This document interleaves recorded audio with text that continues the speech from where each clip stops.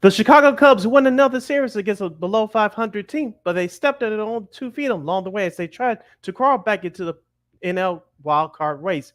On the south side, the Chicago White Sox made history before August 31st. Where does the south side hitman go from here?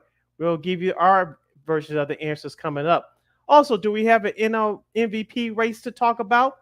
College football got underway overseas over the weekend. We'll preview the rest of the upcoming week 1 weekend of college football with our good friend Dave Repson from the Big Ten.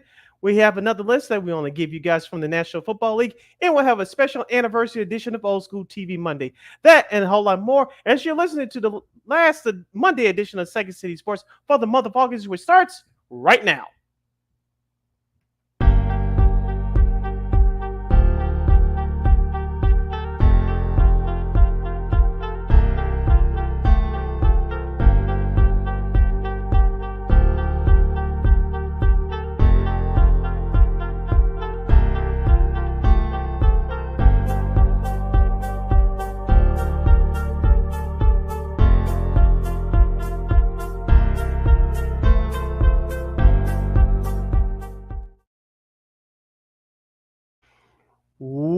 Welcome to another fun-filled Monday edition of Second City Sports. We're live in living color right here on Sports Zone Chicago, along with Miss Lakeena McGee, which is she. I am Sidney Brown. Hey, that's me. You can follow yours truly on the Twitter, X, and the IG at SidKid80. Once again, it's SidKid80. That's SIDKID80. That's SIDKID80. You can follow my Lakeena McGee on the Twitter, X, again, IG. Be sure to download that Sports Zone Chicago app wherever you get your apps. Please follow Sports Zone Chicago on all social media platforms such as Facebook, Twitter, X, Instagram, and YouTube. Please subscribe to our podcast. We are located at Ward Media Podcast. That's WARR Media, PODCASTS. We are on all podcast platforms, including the iHeartRadio app. And while you're at it, give Ward Media a follow at WARR Media on all social media platforms. And thank you very much in advance for your support. Like, share, subscribe, and tell your friends. We are unapologetically fun, and we have very definite opinions. If you have any definite opinion during our 2-hour extravaganza we call a Sports Talk Radio Show, you can always hit us up at Sports Zone Chicago's Facebook page or Sports Zone Chicago YouTube. Type in those questions or comments to the comment section. Lakeena will get them up on the screen for you. But you decide to troll and or do something silly, dumb, or stupid, I've given Lakeena full powers to give you fools to bill and beer boot. Toodles. But before we begin, we must remind you can catch Sports Zone Chicago live in living color right now on Roku TV. That's right. So celebrate the squad and give it the program. Sports Zone Chicago is now available on Roku TV. If you already have a Roku television, just tap on that sports folder and download that Sports Zone Chicago app. If you don't have a Roku television, but you have some handheld devices laying around, iPhone, iPad, iTouch, your Chromebook, or your PC, or your Android, just head up to Google Play Store, download that Roku TV app, and access Sports Zone Chicago through that avenue. So, no more excuses. Celebrate the squad and get with the program. Sports Zone Chicago is now available on Roku TV. 24 hours a day, 7 days a week, 365 days a year. Live and on demand. Anytime, anywhere. And you know we will provide. And we'll be providing you with some of the best here on Second City Sports. Of course, we got a special guest coming up, talking some college football here at the bottom of the hour. You're going to have to tune in to tell to find out who it is in just a second. Here, he's ready to go. Well, I said it was a he, so that kind of narrows down a little bit, but he's ready to go. But Old School TV Monday, of course. And also, too, we're gonna the Sky suffer a tough loss against the 2-time defending champs in WNBA. Also, we're gonna do our divisional previews, do a little bit of NFL as well, since it's almost cut down day. We'll give you guys an update on some of the notable names that are getting cut as we speak. But first, so let's talk some baseball real quick. And the Cubs, unfortunately, didn't get the sweep against the Marlins. Sunday's game was kind of like a microcosm of what the Cubs have been through the last. I guess like month and a half. I guess they're now, I think, like 4-2, which you would think it was okay, but considering where the Cubs are, they're right at where they were about this time last week. They're 5.5 back of that last NL wild card spot. So, Sid, what do you think? I mean, they had their chances, perhaps maybe sweeping the Marlins as like they should have, but they weren't able to do it. Yeah, as we talked about on our show last Friday, we were afraid that something like this could happen. As I also said too. we're about to get into the month of September, and these are the dog days of summer. And when you fight for a spot in the playoffs, these sub 500 teams that you play on your schedule, they're geared up too. No, they're not going to postseason. They want to knock you out and have you join them on their on their winter off season plans Mhm. as well. So those sub 500 teams are motivated as well. Now, as far as the Cubs are concerned, they had a couple of men on base, especially in the seventh inning, which I watched it live, and they had 2 on and 2 out, and they just couldn't get that big hit to turn that game around. Of course, the Miami Marlins scored, I believe, 4 runs in the bottom of the eighth inning to basically put that game away. But I will get to the Sox in a minute, but I saw the score of that game on Saturday, Lakeena, 14-2, and I said, maybe they should have saved some of the runs for yesterday because their offense was a no-show. But as far as the starting pitching is concerned, Cal Hendricks didn't do great, but he did enough.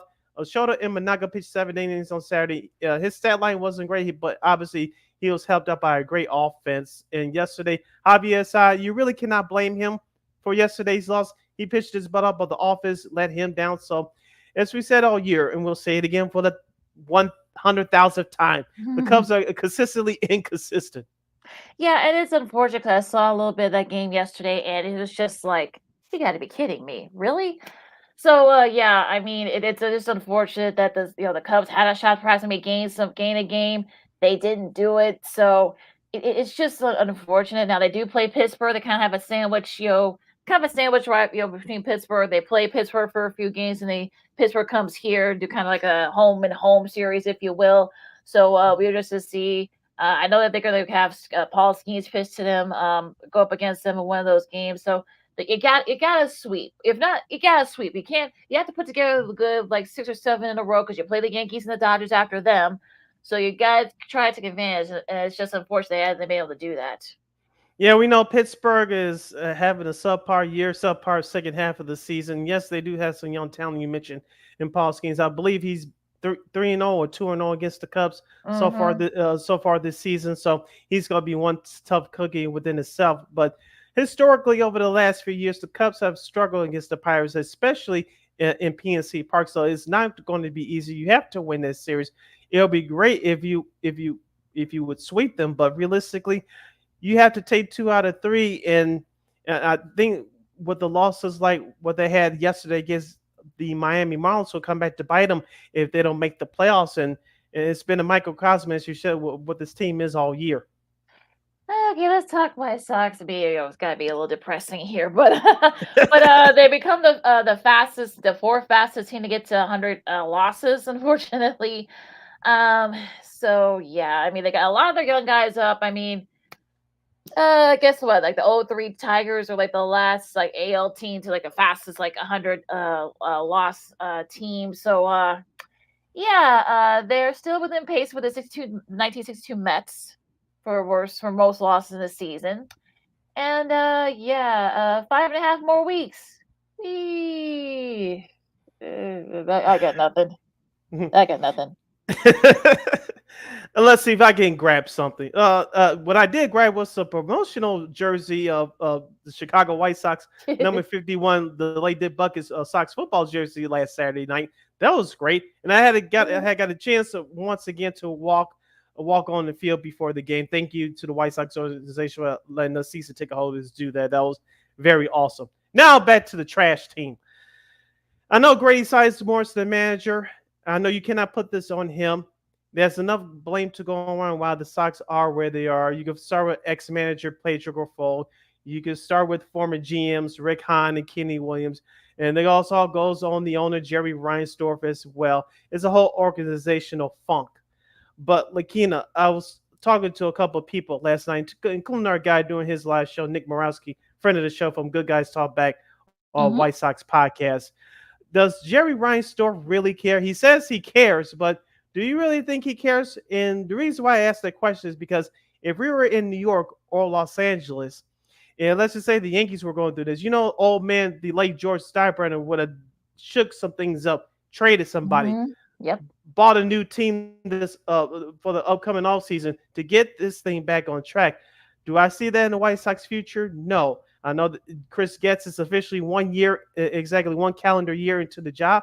I'm not going to sit here and say his plan is not going to work. We don't know. They still had to push and finishing touches on the minor league system. The guys they're going to bring up between now and next season, we got to see how these young guys are going to pan out. The White Sox organization deems as the next guys of this franchise for the future. But it doesn't seem like Ryan Sutter is going to do too much other than you're going to move into a new television network come next March. Yeah, I mean, look, if we'll see what the Garrett Crochet situation is, we'll see how that contract goes. And we'll also see, Drew Thorpe has been pretty solid. So I'm wondering, can he build? Are those the guys who are going to build off him? Who's going to be the manager? Is the manager going to end up becoming, someone that that Sox fans of baseball person knows, or is he going to be like someone? Do they have to perhaps maybe beg? I mean, if they were kind of like an up and coming team and they were doing okay, I could probably see them maybe kind of like, you know what, I might take a chance. But if it's true and that we've had folks on where this might take about 3 or 4 more years to rebuild. If you're a manager, if you're up and coming manager, you're kind of like, do I want to waste 3 or 4 years on this? Yeah, and also too, if you're a veteran manager like a Terry Francona or somebody that's trying to get back in the game, do you have 3 or 4 more years to wait? No, you don't. You want to have a team that's in your mostly a veteran set team that you can win in the next 2 or 3 years. The White Sox are nowhere near that. And I asked the question again: will Jerry Reinsdorf spend any money for next year to get this team competitive? I know the NKNOW. I know that the answer is no. NO exclamation point.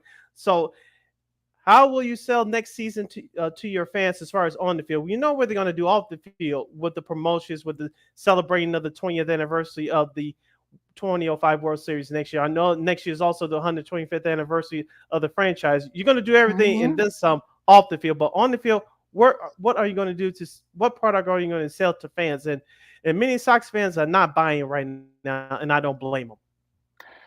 I don't either. So to be continued, yay, as they say. So, but yeah, so we'll talk about the rest of MLB later on, come up in at the top of the hour. But first, we're gonna have a friend of the show to talk some college football this season. So we know yes, I know there was some games on, but we're gonna get right into the nitty gritty of the Big Ten. I think I give you guys another hit on who we have coming up next. Lakeena, McGee, Sidney, Brown, Second City Sports, Sports of Chicago. We go to the college gridiron coming up right after this. This year, my mom got me the perfect bag for back to school. These colorful binders help me stay organized. These headphones are just what I need for studying. These new sneakers are just what I need for the new year. This jacket is a real must-have. My parents got me the skateboard I wanted. It's pretty cool. These scissors really come in handy in art class. These colored pencils, too. These new socks, they can be a real lifesaver.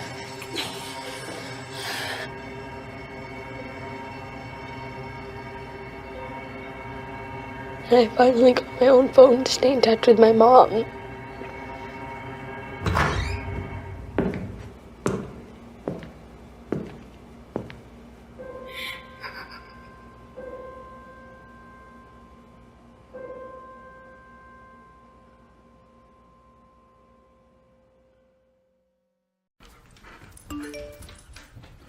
Trisha's having a sleepover tonight. Can I go? I wonder about Lucy's friends. What should I say? I know you're only 10, but one of these days a friend will offer you a drink. And alcohol at your age can lead to so many things. None of them good. So can I go to the sleepover? Lucy, I want you to promise me I something. finished my homework. Bigger promise. If there's any drinking, I want you to say, "No thanks, not my thing." Mom. I promise you. Your real friends won't care. Deal? Sure. Really?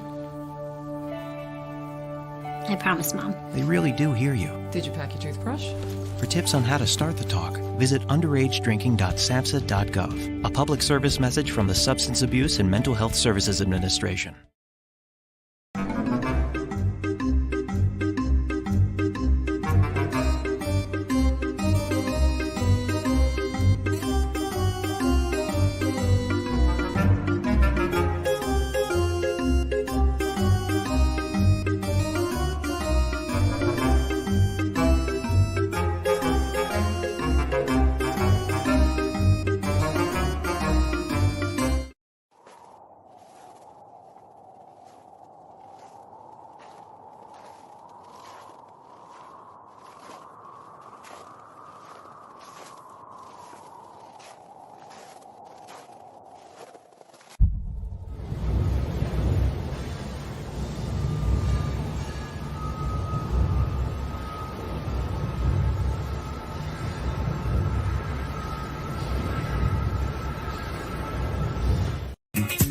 Hey, this is Dr. J, and I listen to Sean and Maya in the morning.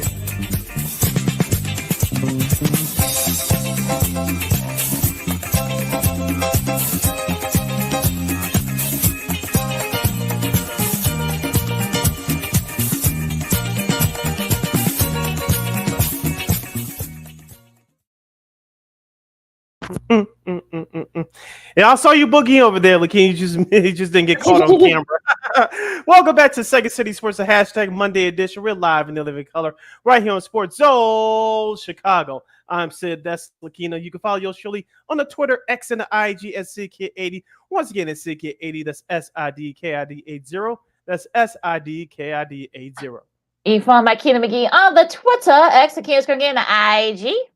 If you have any questions or comments for us as we talk Big Ten football preview, the upcoming 2024 season, college football in general, you can hit us up at Sports Zone Chicago's Facebook page or at Sports Zone Chicago on YouTube. Type in those questions or comments in the comments section. Lakeena will get them up on the screen for you. All right, so this has kind of become a tradition the last couple of years. He does pre and post on the Big Ten Network for various sports, particularly college football and men's basketball. And I guess you could say he's kind of like the CEO or the president, however you want to say it, of the Big Ten Network. But yeah, kind of is. He's one of our favorites. He is the one, the only, the terrific Mr. Dave Repson. Oops, if I could get him on. Dave, how are you? Yay! Do we have him? Or not? Okay. Okay. So, all right. Let's get. Okay. Well, we'll give him a chance to kind of get going here. But yeah, Sid. So I'm kind of like wondering, like, what is it of? I mean, Leo, let's talk some baseball for a second while we're waiting for Mr. Repson to come on. And if I think about this, like the rest of the league and such, I mean, it's good to see that the Yankees are kind of like getting it going here. And I'm kind of like sort of wondering, like, the Yankees are sort of one of those teams where you're just like, okay, maybe they are starting to figure this out. Aaron Judge hit another home run over the weekend. He had a couple of home runs. He and Juan Soto went back to back. So what do you think? Yeah, as we said before, we'll say it again for the 200,000th time. When the Yankees have all the main guys healthy, Aaron Judge, Juan Soto, and Giancarlo Stanton, the Yankees are unbeatable. Now they had to get their starting pitching, the back end of their rotation together, and they had to get their bullpen turned around right before the playoffs. The Yankees are a playoff team. It's just whether the question is whether they're going to hold on to win the division over Baltimore, or they're going to be one of those three wildcard teams in the AL. But looking at what the Yankees did yesterday, hitting 5 home runs, Judge with 2 of them. Juan Soto, as I said, he's my number 2 AL MVP candidate behind his teammate Aaron Judge. You saw what he did yesterday. Chaz Chisholm, who they were acquired via trade for the Miami Marlins, so now he's back off the injury list. Everybody thought he was going to be gone for the year. They're really looking good right now. If they can get that starting pitching together, they could really be a dangerous team come playoff time. Yeah, it's going to be interesting though, like you said, Sid. I mean, I'm kind of like I'm trying to think about the Yankees and like all this, it's not like they're starting to kind of figure things out and whatnot. So, I'm kind of interested in like how the Yankees how they do the rest of these next few weeks, because Baltimore has been playing very well. So I'm kind of like, let's see what happens, because I think like Baltimore could be, I think Baltimore will make the playoffs, but it's going to be one of those things where you're kind of like, okay, let's try to get it going here again. Yeah, Baltimore took 2 out of 3. They lost 2 out of lost 2 out of 3. Yeah, lost 2 out of 3 to the Houston Astros. And we talked about the Astros coming on as of late. Of course, Justin Verlander still out, and you still have Kyle Tucker who's out. But we'll see what happens. I think they'll be the AL West division champions, but we'll see what happens with them in Baltimore down the road. They could meet up in the playoffs again this year. We'll see. Yeah, should be interesting. So let's take 2 here now. Let's do this. Do this for this. Gotta love live streaming, folks. Okay, he is the president, the CEO of the Big Ten Network. He does pre and post for college football and men's college hoops. He's the one, the only, and the fella is Mr. Dave Repson. Dave. Yay! Wow, that is a warm introduction. Thanks, Sid and Lakeena. Really good to be on with you guys again. Yeah, it's all it's kind of becoming a tradition of sorts here. It is. Yeah, you preview Big Ten football for us. So, what do you think? I mean, we talked about this last year. Now it's happening. You got Oregon, USC, UCLA, and Washington now, and officially now Big Ten members. It's sort of still weird to say. So, how do you think they're going to fit in with this new Big 18 Super Conference? Well, I would say all four of the teams have great histories. Washington, obviously, a very good recent history. They played Michigan for the national championship last year. Oregon is preseason number 3 team in the country, the first college football playoff national championship. They were in it against Ohio State. So you don't have to think back too long to think of Oregon as a national championship contender. And a lot of people think they could be this year. USC kind of speaks for itself with all the Heismans and national titles they've won. UCLA maybe hasn't won at quite that level that USC has, but I mean, they have a Heisman Trophy winner. They've won 8 games or more 3 straight years. So this is a really good program as well. So I think kind of the short answer to that question, Lakeena, is they're going to fit in really well. I mean, these are 4 really good programs. These are the 4 best brands on the West Coast, and just thrilled to have them all in the Big Ten. Let's start off locally, Dave, and we'll start with the Find the Line. Of course, they had a tough year last year after having a surprise year the year before. Last year, they finished 5-7. This year, it's year 3 of the Brett Bielema era. Of course, Luke Altmaier is going to be the starting quarterback. Of course, you have Miles Scott, the former running back, now being converted into a defensive back. What does year 3 under the Brett Bielema regime look like for this year's Find the Line? Well, they'll just have to do better of taking care of the ball. I mean, that to me was the big thing. There were 2 issues last year with them. One of them was maybe somewhat to be expected. They took a big step back on defense. It's fair to point out Ryan Walters, the defensive coordinator, was hired away by Purdue to be their head coach. They had been number 1 in the nation, amazingly, in total defense the year before, and they ended up last year being 12th in the Big Ten. So it was really a huge drop-off for the Fighting Illini on the defensive side of the ball. And then the other thing was turnovers. I think they went from like 3rd to 128th in the nation in turnover margin. So it was a huge decline. Luke Altmaier was part of that. He made a lot of mistakes. They just, the quarterback position was never totally stable. He got hurt. So I do feel like those are, year 2 in a defensive system. I think you're bound to get better. Brett Bielema is a defensive coach, so I don't believe they'll drop off for too long. And then Altmaier, just with more familiarity with the system, I feel like he'll be better this year. So optimistic about the Illini. I think this could be a better year for them, certainly than it was a year ago. And they were 1 or 2 plays away from being in a bowl game last year, so it wasn't like it was a horrific season. You don't have to squint too hard to think about them as a bowl team this year. Yeah, they really should, because the schedule set up for them pretty nicely. Now, let's go across town from here. Talk Northwestern. Northwestern kind of came out of nowhere with all the stuff that happened off the field. David Brom did a great job. They had a big win against Utah in their bowl game. What do you think? And now Northwestern, they're going to be playing near the lakefront for the next few years, couple years while their Riot Field's being renovated. But what do you think Northwestern's expectations are this year? Well, I first want to say on that stadium, Lakeena, we were out there for practice last week. It is super cool. I mean, it's tiny, right? I mean, it's like 15,000 people. They're kind of hamstrung by the fact that one of the sidelines is up against the lake. So you really can't do much for that one. And then the other one goes into the field hockey stadium, and they have arguably the best field hockey program in the country. So you can't tell them they can't play in their stadium for 2 years. So as a result, most of the seats are in the end zones. But, man, it's cool. I think it's going to be a nice home field advantage for them. And it certainly beats the alternatives because they couldn't play in either of the baseball stadiums until November. You had to worry about the World Series potentially being on the south side. So, the White Sox couldn't possibly offer them their stadium. And then Wrigley Field, they can't play in until November.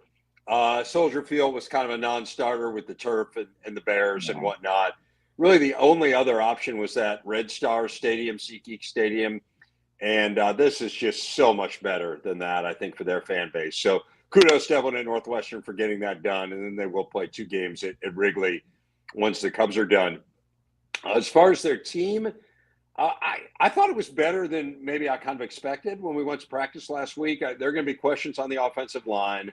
That is an issue. They don't have a ton of depth there. I really like the transfer quarterback they got, Mike Wright, who was at Vanderbilt and then Mississippi State. I think he'll be a good bridge to Jack Lausch, who they really like, a young kid who played at Mount Carmel, who played a little bit last year and looks like maybe he'll be the quarterback of the future there. They were really good defensively last year. They did lose a couple players in the secondary, but David Braun did an amazing job. I mean, that was as crazy a situation as I can ever recall a year ago. And if you would have told me, and they had won 4 games in the last 2 years combined, and then you have all that upheaval with Pat Fitzgerald leaving. I mean, if you would have told me they're only going to win 1 game, I mean, they only won 1 game the year before, and Pat Fitzgerald was there. So, I would have told you, yeah, that seems about right. And to win 8 and to win their bowl game, it was as good a coaching job as I think I've seen in a long time. So interested to see how he builds on it. Their schedule's challenging for sure, but there was a lot of impressive stuff that we saw in Evanston last week. Everybody talks about Ohio State. Everybody talks about Oregon. Both of them can meet in the Big Ten championship game. I know both those teams play each other in October, but I think, do you agree with me or not that this team I'm about to bring up now is slightly overlooked? I mean, slightly in the greatest respect, and that's the Penn State Nittany Lions. Of course, James Franklin has done a phenomenal job since he's taken over a few years ago. And now with this 12-team playoff, it looks like if they could take care of the business, they're a shoo-in to participate in the 12-team playoff. I like their quarterback, Drew Aller, 25 touchdowns against 2 interceptions last year. What do you expect from Penn State this year, and what do you expect from their offense? Yeah, Sid, you hit on the biggest point, which is now it's a 12-team playoff. And Penn State would have been in 6 of the last 8 12-team playoffs, like if we were in a 12-team world rather than a 4-team world. So there is no school probably that's happier than Penn State that this is the format that we have gone to. They are really poised to be a factor in this thing going forward. As far as this year, I like Drew Aller as well. I share your opinion of him. I think last year they were really reluctant to throw the ball downfield.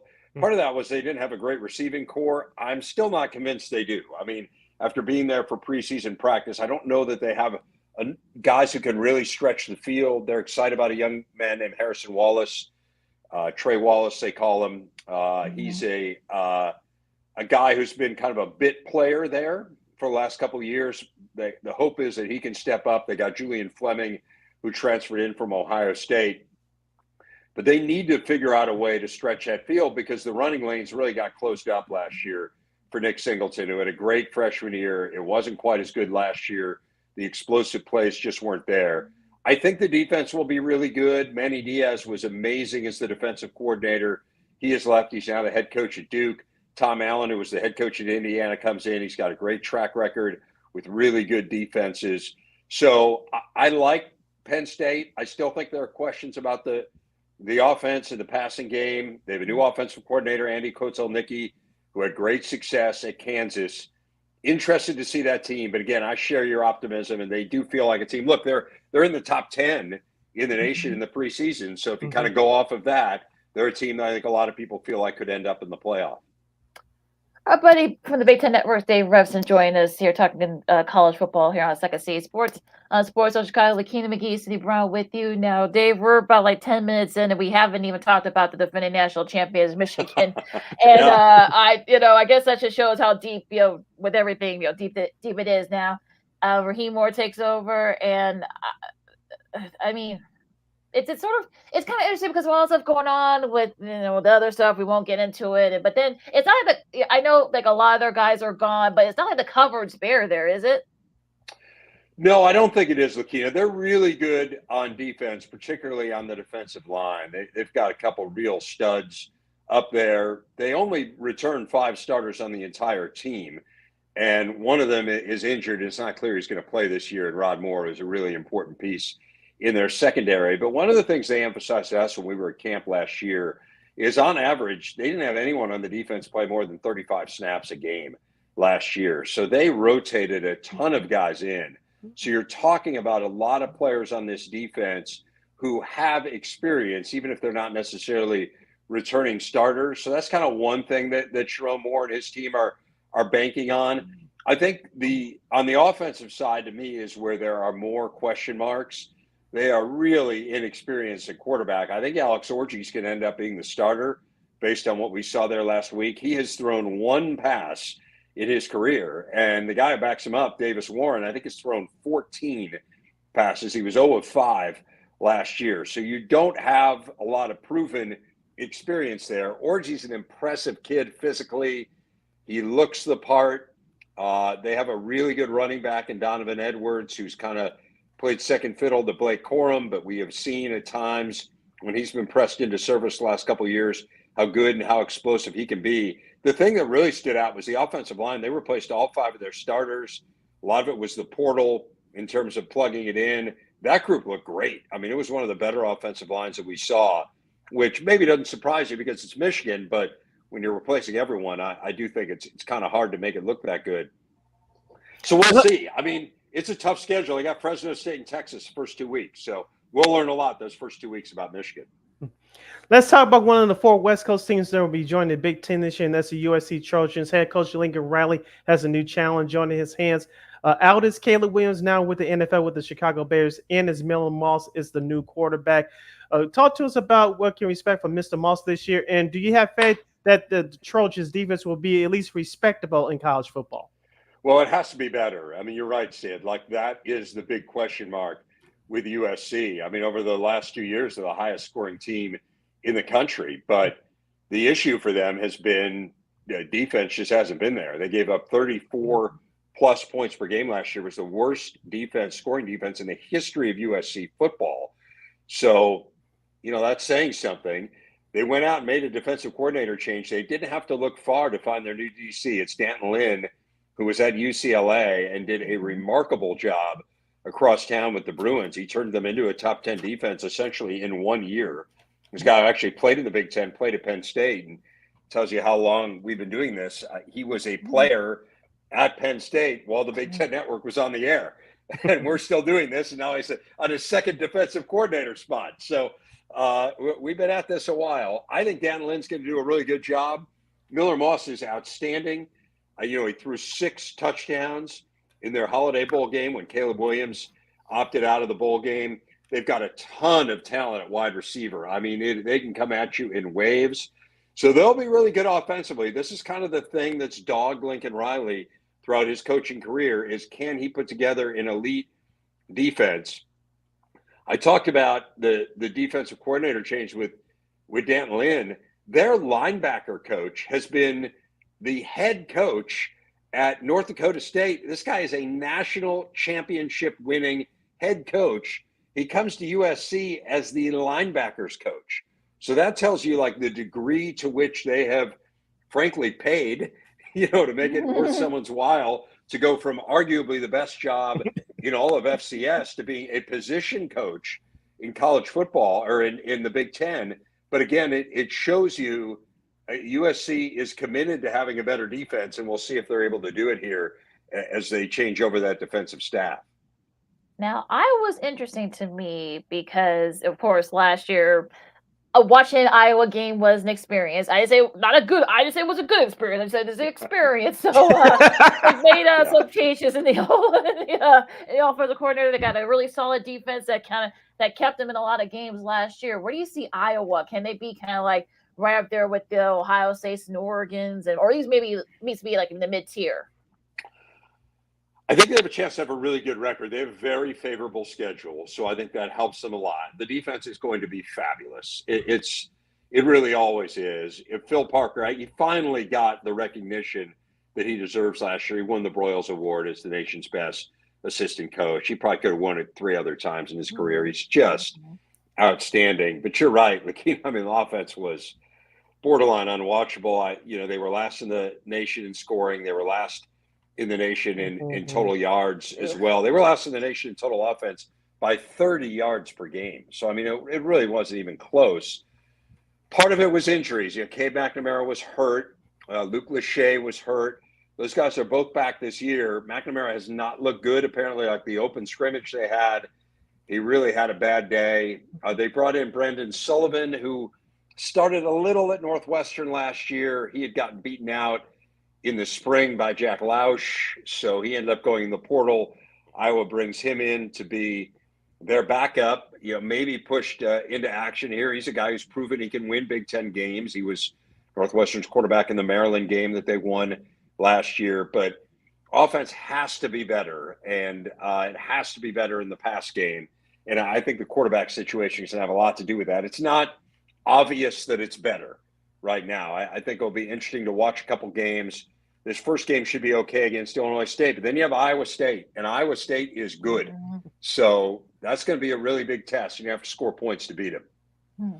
We're halfway home with our guy, Dave Repson from the Big Ten Network. He's hanging out here with us right here on the Monday edition of Second City Sports, right here on Sports on Chicago City. Lakeena here with you. Dave, I'm going to Minnesota to talk about the Golden Gophers. You know I'm a big fan of PJ Fleck, that I am a PJ Fleck. Of course, last year they finished the year at 6-7. He flirted with UCLA, but decided to stay with the Golden Gophers for now. Looking at their schedule through the end of September through the early stages of October, I think that with Iowa, Michigan, and of course USC, UCLA, I think it's going to tell the tale of what's going to happen with this team this year. Do you see PJ Fleck's crew squeaking out another 6-win season at least?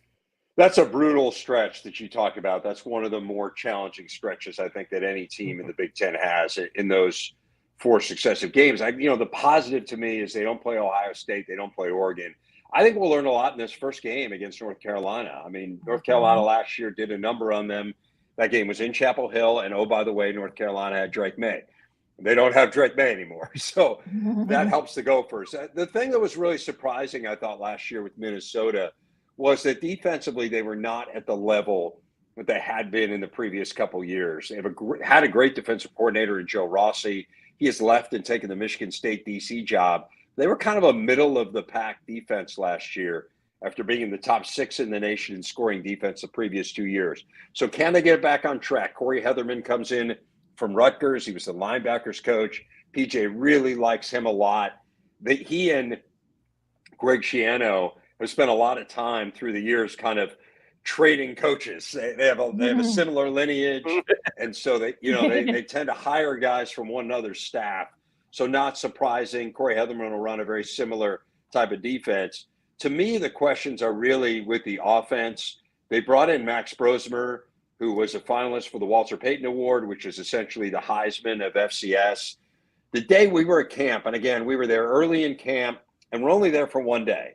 And I always hesitate to kind of draw any broad sweeping conclusions from one day. Max Brosmer did not have a good day the day we were there. He was throwing the ball to the other team quite a bit. And so that concerned me a bit. I think they're going to be good at running back, but Darius Taylor was banged up in an open practice last week. He actually led the nation in rushing yards per game last year, but he only played in 6 games. So if he's healthy, if Brosmer is better than what we saw when we were there for practice, I think they could be pretty good. I think we learned an awful lot on Thursday night. I think it'll be one of the most telling games for a Big Ten team in week 1. That's one of the games I got circled for Thursday, so that should be a fun one there. Now, let's go to Lincoln and Nebraska. Matt Rule did a great job in his first year. They've got Colorado, which is Big 12 matchup from back in the day in a couple of weeks, and Dylan Raiola. I think I'm saying this right. The freshman. He's going to be the quarterback at least for right now. So, do you think Nebraska could be perhaps maybe challenge or be in that second tier in the Big Ten? I do think Nebraska could be in that second tier. Dylan Raiola is a really, really talented quarterback, Lakeena, like over the top. Great arm, really good composure. I think that the biggest thing that stood out when we were there for camp is the manner in which he carries himself. He just, you can tell he's already engendered the respect of the guys in that huddle.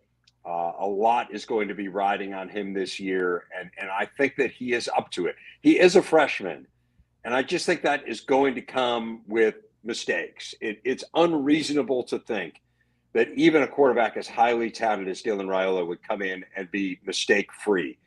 I like the fact they're playing UTEP in that opener.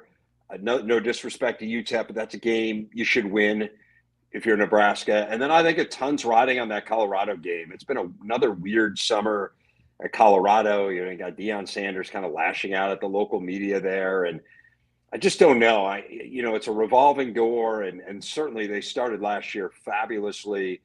It really kind of fell apart from there. They have some pros. I mean, including his son, and I mean they've got some really talented players, but do they have enough of them? I think that's a game Nebraska has to believe that they can win. And then after that, like you've got Northern Iowa, I believe. You've got Illinois, you got Purdue. So like kind of you look at those first 5-6 games for Nebraska. And if you get past Colorado, like I just don't think it's unreasonable to think you could be 5-0 or 6-0 to start the year.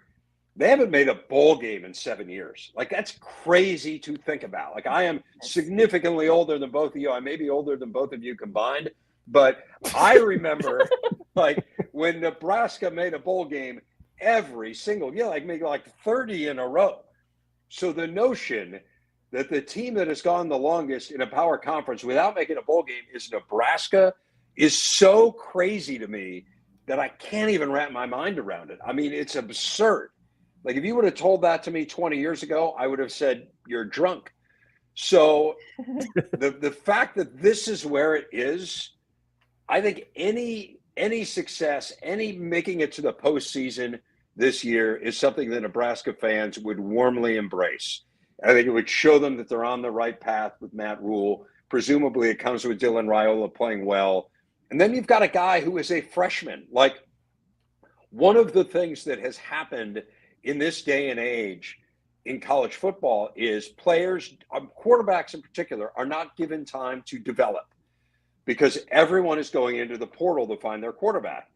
And so if you have a kid who you believe in, who starts for you as a freshman, like look out when they're a junior or a senior.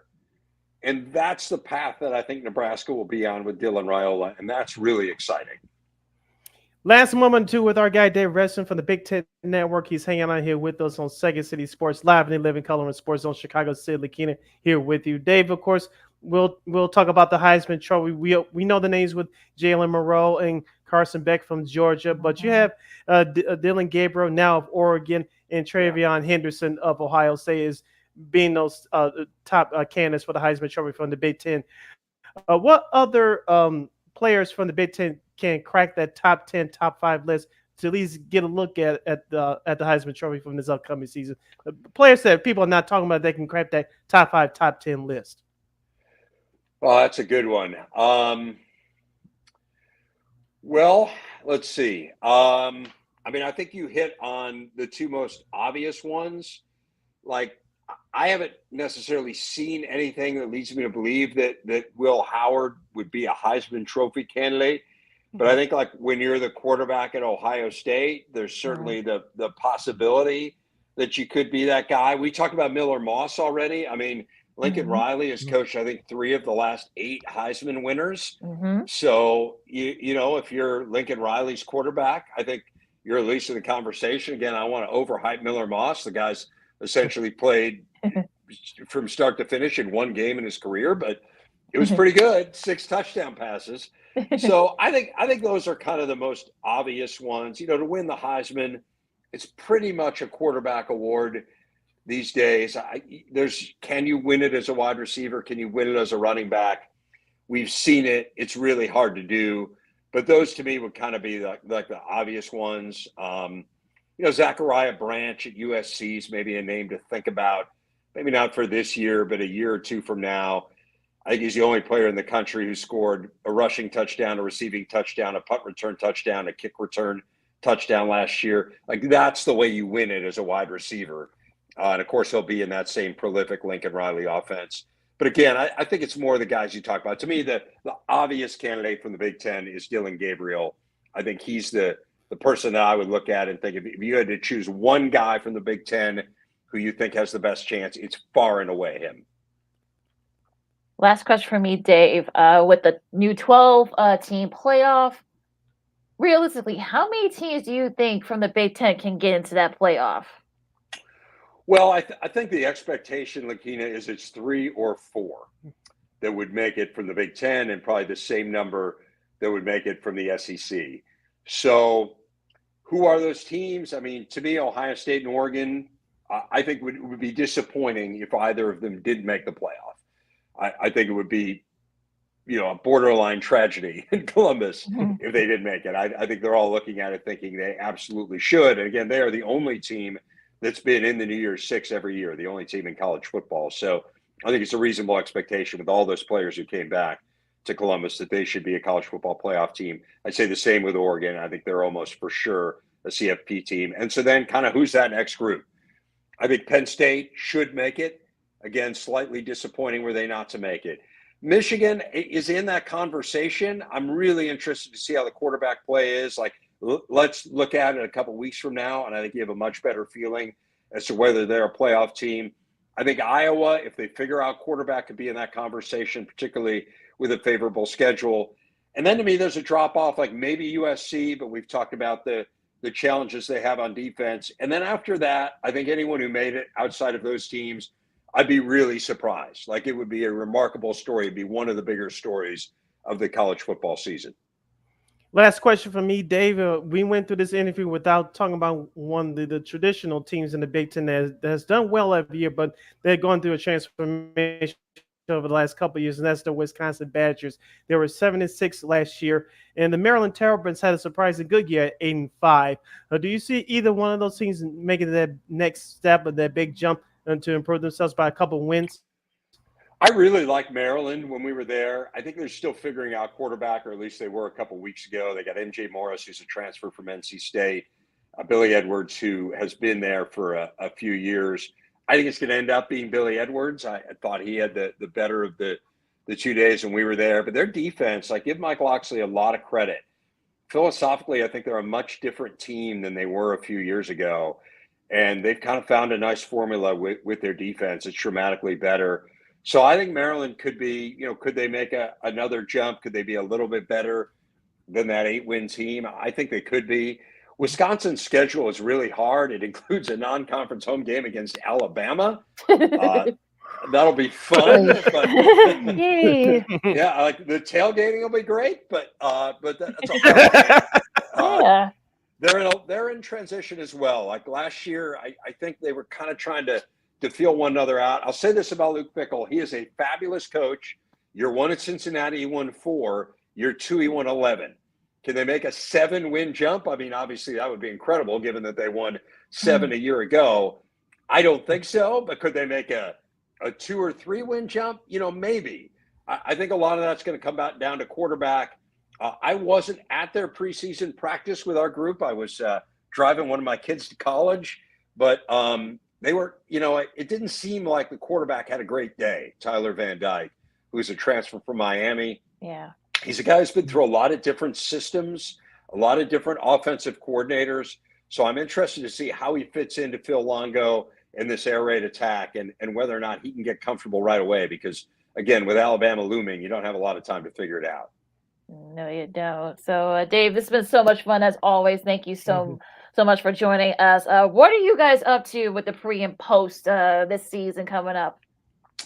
Oh, man, we got a lot, Lakeena. It is wall to wall on Saturdays. I mean, one of the cool things about the addition of those 4 West Coast schools is we're going to have games that are going to kick off on our air at 9 o'clock Central Time. We've got one this weekend. We got Washington and Weber State. So it is a long day. We start with Big Ten Tailgate, which comes on at 9 o'clock Central Time. And we'll end with the final drive, which obviously you don't know exactly what time the games are going to end, but could be 2:30 or 3 in the morning before that show's over. So if you like college football, keep it on the Big Ten Network on Saturdays. We'll have a lot of it. All right, this was so much fun. We gotta get you on during the men's college hoops. I'm trying to get Sid to watch more men's college hoops. We're trying, but I'm a college hoops fan, Lakeena. It's just college football I have a problem with. That twist. You get that flipped around a bit. Well, my bad. Okay, my bad on that one. But you can check Dave out every day and every Saturday during the college football season. Dave, this is so much fun. Thank you so much for joining us. We're definitely gonna be doing this again soon. Enjoy the season. Always my pleasure. Yep, you guys be well. Thanks, Lakeena. Thanks, Sid. Thank you, Dave. Much continued success. All right. So of course that was Dave Resser from the Big Ten Network. Sid, I got a towel off here. I got to stretch because this Me too. so much I got fun. some. Yeah, Go ahead. I got some leftover. Yeah, I got some leftover thoughts. So I'm gonna get with you about the Big Ten coming up in our next hour. Of course, we got to get into baseball Right. and old school TV Monday, and I got a list for you as I teased in the teaser to open up the show. I saw this list from the Athletic where it's regarding the NFL. We must check that list out and go over it. Okay, I'm intrigued. So yeah, we're definitely gonna have to do that. So a lot to do coming up in the second hour. So we're going back to the time and coming up next with Lakeena McGee, Sidney Brown, Second City Sports, Sports of Chicago. We're gonna be stretchy. Stay right there. Coming up after this. We'll be right back. No, I don't know though. I'm scared. I mean, you're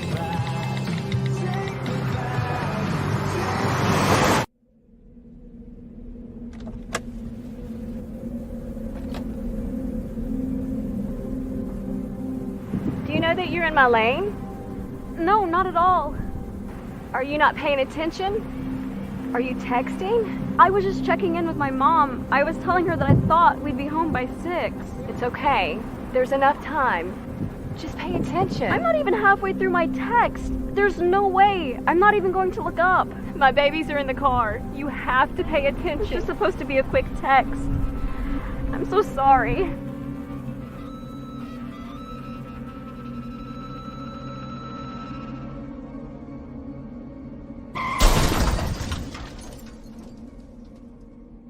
Hi, I'm Tom Brady, the director of DODEA. September is National Suicide Prevention and Awareness Month. The simple act of reaching out and caring for those in our communities is something we all can do. Just being there for someone you care about can be a tremendous first step in getting them access to confidential resources and support that they need. It only takes one person and one small act and 1 minute to make a difference. Let's make a difference.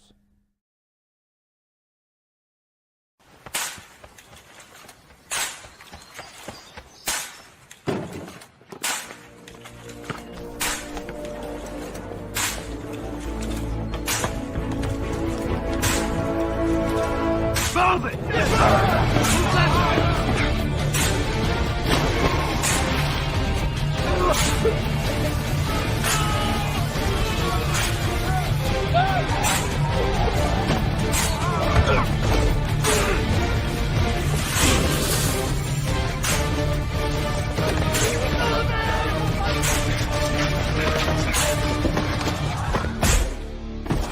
Many will hear the calling.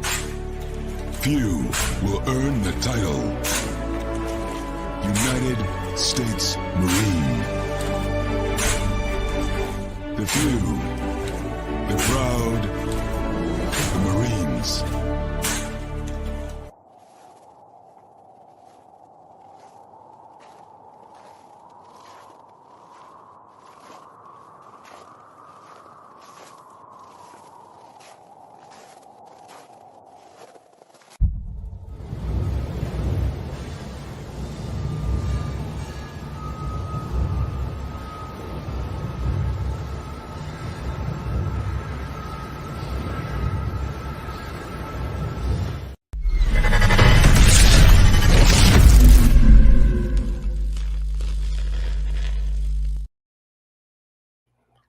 Welcome back to hour number 2 of Second City Sports, the Monday edition, the last one of the month of August. We're live in 11 color right here on Sports Zone Chicago, along with my co-host, Miss Lakeena McGee, which is she. I am Sidney Brown. Hey, that's me.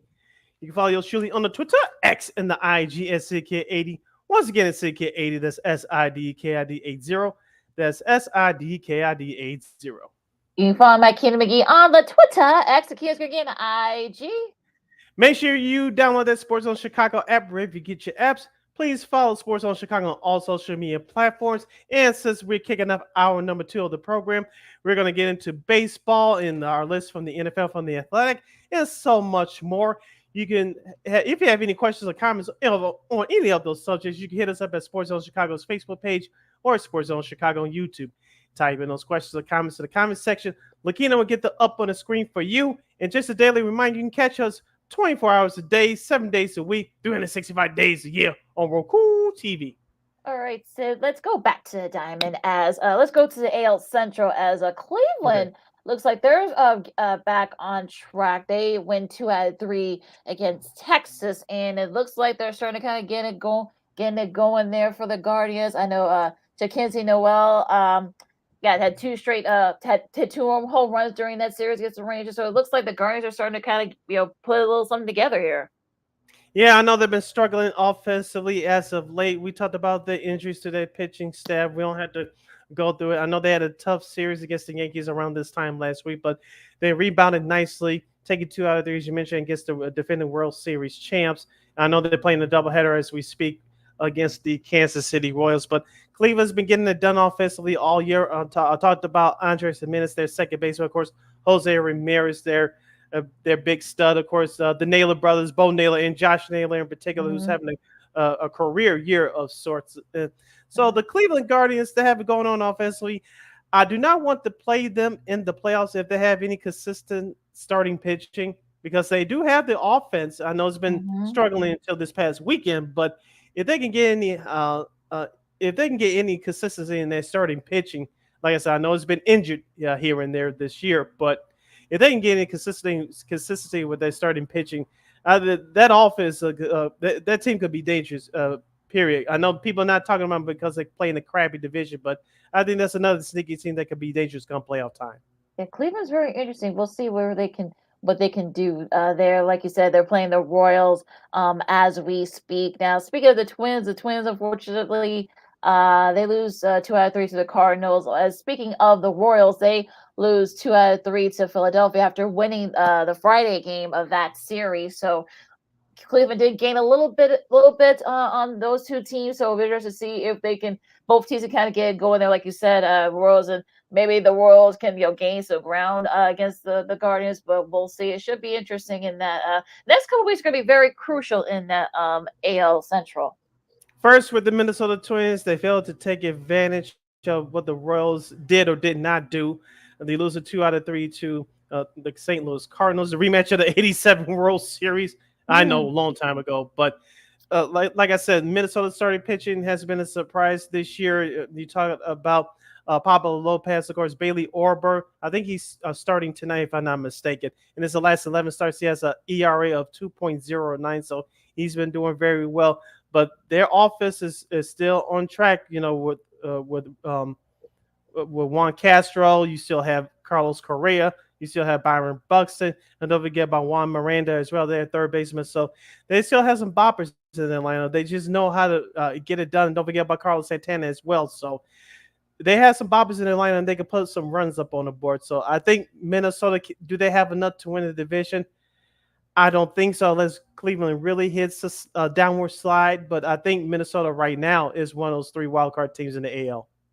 Should be fascinating to watch these next couple of weeks between those teams. Now, going to the West for a second, we talked about Houston. They had a good week, but so did Seattle. Seattle did gain a half game. They did win 2 out of 3 against San Francisco. And Brian Wu pitched a really solid inning. He pitched probably one of his better starts in the last few weeks. And it looks like there's Dan Wilson off to interim managers off to a good start. So hopefully the Mariners can kind of build on this.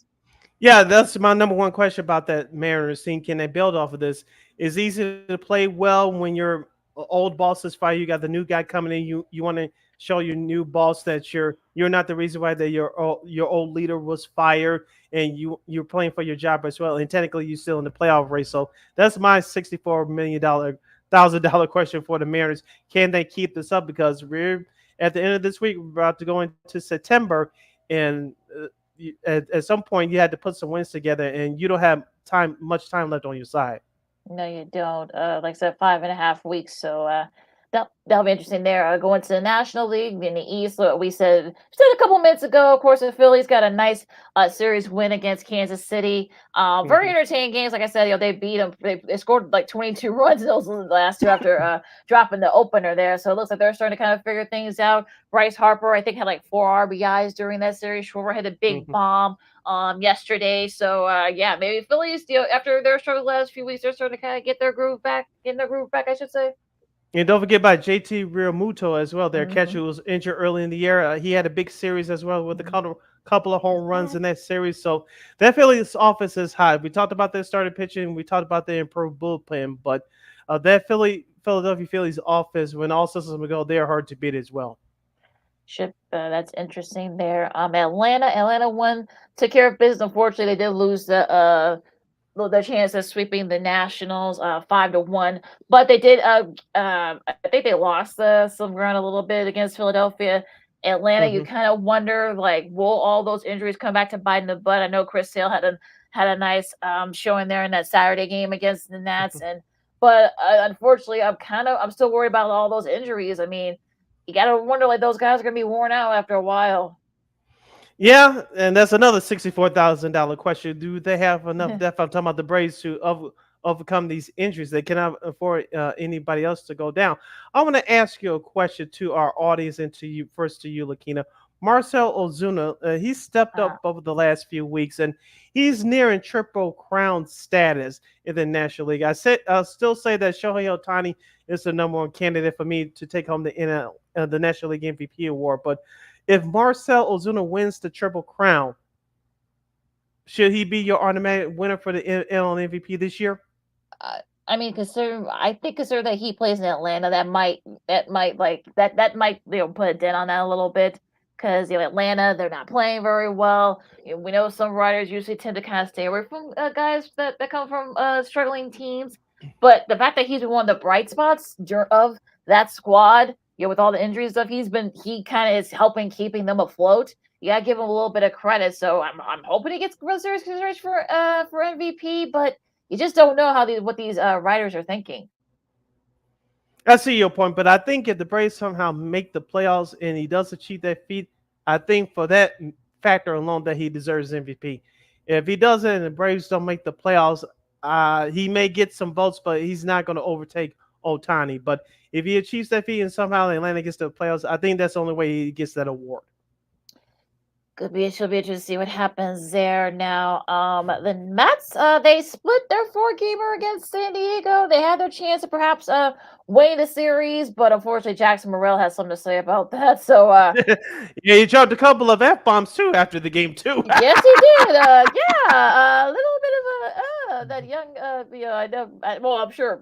Okay, but but yeah, I mean that was definitely dropped a couple of F-bombs yesterday in that series finale there. But yeah, the Mets are interesting. But yeah, I mean, it'll be like I said, it'll be interesting to see if they can kind of hang on to that one of those wild card spots, because I don't think they're going to be able to get in that division. Yeah, with the Padres first, I don't think they're going to win the division either, even though they're playing their best ball of the season.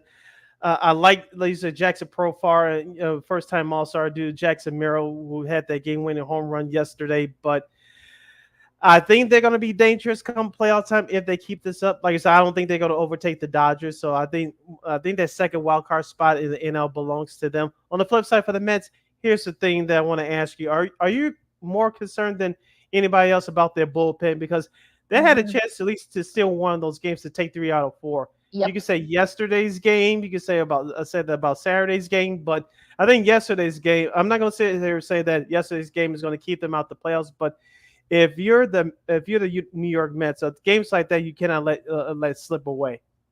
Yeah, I think that's going to be the thing here. If you're going back into the season, one of those losses might come back to bite them. So, yeah, I mean, I'm kind of interested to see what's going to happen there. But yeah, it'll be interesting. Like you said, I mean, this could be like the Cubs. That they had their shot. Like I said, to take that series. So that loss, if they don't somehow lose out on one of those wild card spots, they're going to look back on that loss and say, yeah, Jackson Merrill, we probably should not have given up that home run to Jackson Merrill in that Sunday game. Now, going into the Central, I mean, I know the Brewers, they had a solid showing. They were up 10. I guess you can start talking about magic numbers unless they completely fall off completely fall off there, but I just don't see that happening. So going to the West, the Dodgers win 2 out of 3 against Tampa, and of course Shohei Ohtani becomes newest member of the 40-40 club, and of course he did it in dramatic fashion on Friday with a grand slam, which yeah, sure, of course. of course he hits it. Of course he hits a grand slam to get that 40 cycle there. Now, interestingly enough, though, of course, he makes more history again. One batter has 30 plus home runs, 15 plus steals, and 5 plus triples per season in his career. And one pitcher has averaged 11, a little over 11 strikeouts and a 650 plus win percentage for his career with a minimum of 80 starts. Of course, both cases are Shohei Ohtani. So, of course, he's not even pitching this year. So the fact that he's still doing this, he's focusing on hitting. I think it's just another show remarkable. That's why he'll probably not gonna say he's gonna run with MVP, but yeah, that might be why. But yeah, even better, the Dodgers did gain a little bit of ground. Looks like guys are getting healthy. Looks like the bullpen is starting to figure things out a little bit. So it looks like maybe I know it's still like 4. I think they're like 4.5. Well, 3.5. I should say against the D-backs. We'll talk about that in a second. But the Dodgers are kind of starting to get it together a little bit. Yeah, they're starting to get some bodies back, healthy bodies back. In particular, Mookie Betts. I know he had another home run in that series against Tampa Bay. They started pitching, which suffered through some injuries all year long, and they had a deep stretch where they couldn't get anybody out a few weeks ago. Looks like it's starting to come together. But I think what they're going through right now is preparing themselves for hopefully another long stretch of a playoff run. I know you want to joke about Lakeena all the time about some Dodgers fans wanting to fire Dave Roberts, but in my opinion, I think this is the best job he's done since he's been there. Dealing with all the injuries from Yoshinobu Yamamoto, who I don't think is going to be back this year. He got injured right before the All-Star break. He had to deal with Clayton Kershaw coming back after the All-Star break. And as I talked about with the injuries to Mookie Betts and some of the other key players in that lineup. So I thought I think that this year he's done a magnificent job. He's not going to get NL Manager of the Year, but I think this is the best job he's done all year. That they're still in first place and didn't completely fall off. I think that's I think you should be commended for that. If you saw that game yesterday, right before that last game, you saw like they had some of the '80s Lakers teams from there. You saw Michael Cooper. I don't know if Magic was there, but you saw Michael Cooper, Marcus Johnson, Kareem was there. You can tell he was definitely kind of like a little kid, fanboy. And some of those players you guys saw it. It's a really cool photo. He took a couple of pictures. I know he got a couple of pictures up for them. So that was a really cool moment right before their game yesterday. Of course, they ended up winning that game too. So to take the series against the Rays. So that's even better for that. But I think the Dodgers are starting to kind of figure things out a little bit. Yeah, that was actually Saturday's game. AC Green was there too. Yeah, AC Green was there too. But yesterday, Kobe Bryant's the late Kobe Bryant's family was there. One of his daughters threw out the first pitch yesterday. How could you not be touched after looking at that yesterday? Yeah, it's just a really great moment there. So so really a couple of great moments the last couple of days over at Dodger Stadium.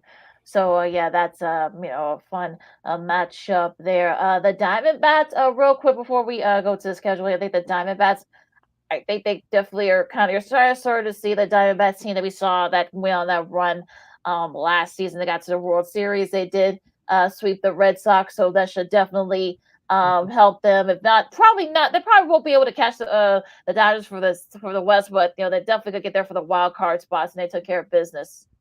Yes, we talked about around this time last week on the show. They got swept on their road trip, the East Coast road trip by the Tampa Bay Rays, but they're rebounding nicely by sweeping the Miami Marlins and you mentioning taking care of business against the Diamondbacks. Against the Boston Red Sox on the road. So the Diamondbacks, who we thought they were going to suffer from a World Series hangover, not so fast. Torey Lovullo, their manager, another manager has done a phenomenal job this year.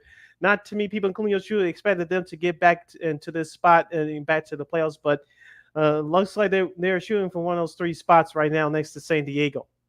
Yeah, there's a lot of gem in the NL wild card. So the next couple of weeks are going to be very interesting to see what happens there. Now going to the schedule real quick, Toronto and Boston, that's going on right now as they start their series. Kansas City and Cleveland, of course, that's going on right now. That should be a fun one. Cubs and the Pirates. I mean, look, this is sort of a make or break week for the Cubs, especially. They need to gain at least 1 or 2 games. So let's give themselves a shot. Houston and Philadelphia, that should be a fun one. Could that be perhaps a World Series preview? Perhaps we'll see.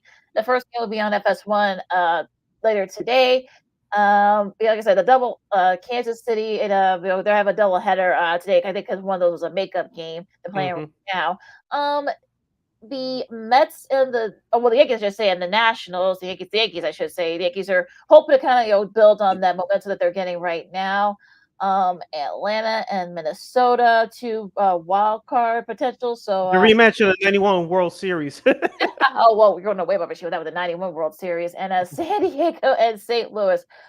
St. Louis, still right there, the outside on the National League wild card, and so is San Diego. So this is a big series for both teams. And the rest of the schedule for today: Miami will take on Colorado. Boo. Tampa Bay will take on your Seattle Mariners. Lakeena, that's the second game of the FS1 Monday night doubleheader of the series that will be starting tomorrow. The Chicago White Sox will host the defending champion Texas Rangers. The LA Angels will play the Detroit Tigers in Motown. Oakland will visit Cincinnati. And we'll have the San Francisco Giants visiting Milwaukee to take on the Brewers. And the Messy Mets will face the Arizona Diamondbacks. Big series there for both teams. And the Baltimore Orioles will travel to La La Land to take on the Los Angeles Dodgers. Could this be a World Series preview for this year? Should be interesting there. The second game of that Houston Phillies series will be on TBS tomorrow at 5:40. And a special note of the Yankees Nat series, the last game of that series will be on Prime Video on Wednesday. So those of you in New York and DC, you're gonna have to stream the game on Prime Video if you want to watch that game. And for those of you that have the MLB TV package like yours truly, if you can't watch that game live on Amazon Prime, you can watch that game 90 minutes after the last pitch. And that is your schedule for this week in MLB. A big week here too, with only a few. The games are getting kind of smaller and smaller. The number of games left. So all those teams who are in the National League, or the AL wild cards, they definitely got to get it going here if they want to try to at least, and even too for clinchers as well. We have breaking news from America's team. We have U.S. Open tennis that Lakeena and McGee has to discuss. Time permitting, yours surely has college football thoughts from Dave Revison's interview from last hour. We have a list courtesy of The Athletic about the NFL, and we'll have a special anniversary edition of Old School TV Monday. Stick and stay as you listen to Second City Sports. I'm Sid, that's Lakeena. You're listening to Sports Zone Chicago. This year, my mom got me the perfect bag for back to school. These colorful binders help me stay organized. These headphones are just what I need for studying. These new sneakers are just what I need for the new year. This jacket is a real must-have. My parents got me the skateboard I wanted. It's pretty cool. These scissors really come in handy in art class. These colored pencils, too. These new socks, they can be a real lifesaver.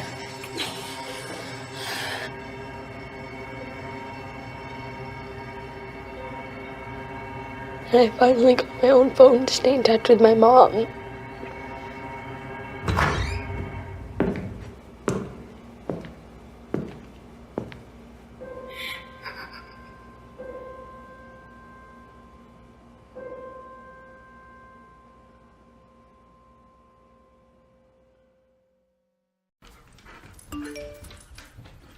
Trisha's having a sleepover tonight. Can I go?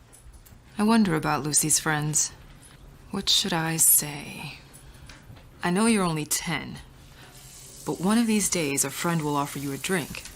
And alcohol at your age can lead to so many things. None of them good. So can I go to the sleepover? Lucy, I want you to promise me I something. finished my homework. Bigger promise. If there's any drinking, I want you to say, "No thanks, not my thing." Mom. I promise you. Your real friends won't care. Deal? Sure. Really?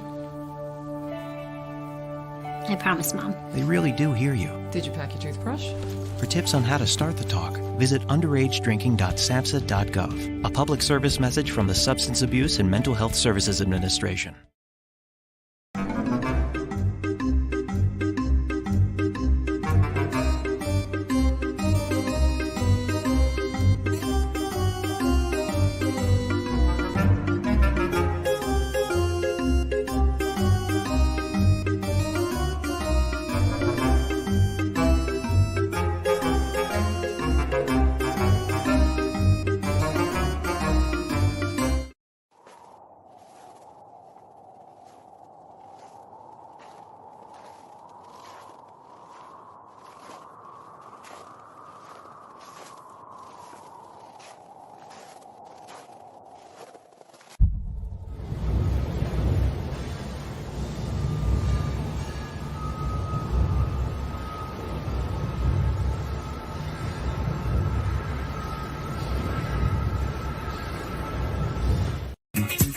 Hey, this is Dr. J, and I listen to Sean and Maya in the morning.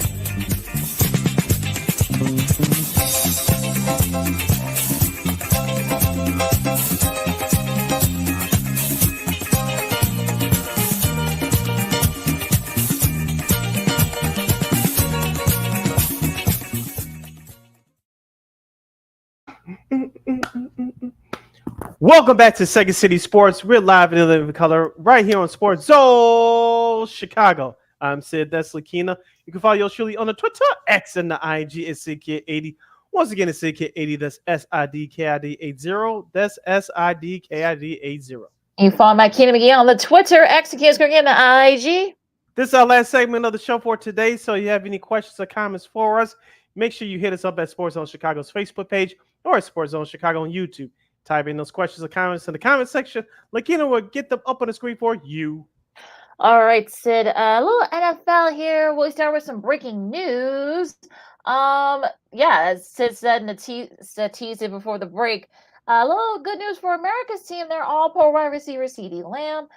He gets a $136 million contract extension for 4 years, $100 million guaranteed. And he gets a wide receiver record $30 million in a signing bonus. This is what's going to Tom Pelissero and Ethan Rappaport from the NFL Network. Of course, Adam Schefter from ESPN also confirmed it too. So, Sid, I guess the old saying, patience paid off. I guess his holdout, he got a nice big chunk of change. Yeah, as we talk about with these NFL contracts all the time, only 25 to 30% of those contracts are guaranteed. Is the guarantee money, which is what NFL players get paid for. And kudos to CeeDee Lamb. He knew his worth. We all knew that he was going to get paid, but how much he was going to get paid was the question. Now, the question is, how long will it take CeeDee Lamb to get into football shape? You got to play football to get in football shape. We know he's in regular tip-top shape as an individual, but it's going to take him time to get into football shape. In the Cowboys' first 5 games, they go to Cleveland in week 1. They host the Saints in week 2. They host the Baltimore Ravens in week 3. They're at the New York Giants and at the Pittsburgh Steelers to wrap up their first 5 games of the season. How long will it take CeeDee Lamb to get into the Florida offense? That's the $1 million question here. Yeah, so this will wonder, like, I'm sure Brandon Ayuk, I'm sure he's looked at this and say, okay, well, wait a second. So I guess you can say that we'll see if they keep saying that there's some progress here. Talking about with him, the 49ers. But yeah, back to CD, I think, look, good for him, good for his agent for, like showing that, hey, look, I give me some, step up my paper, give me some cash. And he got just that. So I know he has posted videos of himself working out. So we'll see. I mean, they got about he's got like about a week and a half to get going here, football shape. Mm-hmm. So we'll see if maybe he can get it going here. But yeah, it'll be interesting to see what happens with guys like Brandon Ayuk, who wants a new contract. Mm-hmm. And maybe they can do a prove it deal, and perhaps maybe they'll open things up for the 49ers. So yeah, but go for Mr. Lamb, and we'll see how he does. I'm sure it's going to take him maybe a little bit before, because he didn't play in the preseason. He didn't do a training camp. So that's going to be the thing here. We'll see what happens before that first game against the Commanders. Yeah, Brandon Ayuk did travel with the team with San Francisco, even though he did not play in that last preseason game. So maybe there's some hope on the other side there. Now, the other $64,000 question: when will the Cowboys sign Dak Prescott? When will he make $60 million a year now that CD is done? And did CD take a quote-unquote hometown discount? It doesn't sound like from what you reported, but will Dak's contract get done before the start of the season? Me personally, I don't think so. But if Jerry Jones lets him hit the open market, you can say goodbye to Mr. Prescott after the season. Yep, it's his last year of that guaranteed money. So I mean, that's going to be the to be continued, as they say. So we'll see. They got a couple of weeks before, like I said, before the season starts. So we'll see if Dak can kind of get it going here. Now, Sid, you said you have another list here from the NFL. Yes, this comes to us from not the rapper, but author Mike Jones from The Athletic. And this is the top 25 players in the NFL under the age of 25. They got various thoughts from GMs, other executives, and players from around the league. We won't go through the whole list, but we'll give you some important names here. So please follow us if you can. Number 25, Will Anderson, the defensive end from the Houston Texans. The Bears will see him in a couple of weeks. So the Bears offensive line is going to get a mighty good test to start this season. If you heard what Lakeena just said, it could be a long day. Number 23, Puka Nacua, now entering his second year, wide receiver for the Los Angeles Rams. The Bears will see him at the end of the month here in Chicago in September. Number 22, Bijan Robinson, now in his second year out of Texas, the running back for the Atlanta Falcons. Number 21, Garrett Wilson of the New York Jets. And number 20, defensive tackle Jalen Carter of the Philadelphia Eagles. Really like that list so far. Like you said, the Bears are going to see some of those guys coming up. So it'll be interesting to see how we'll see how this goes for the Bears. But yeah, continue.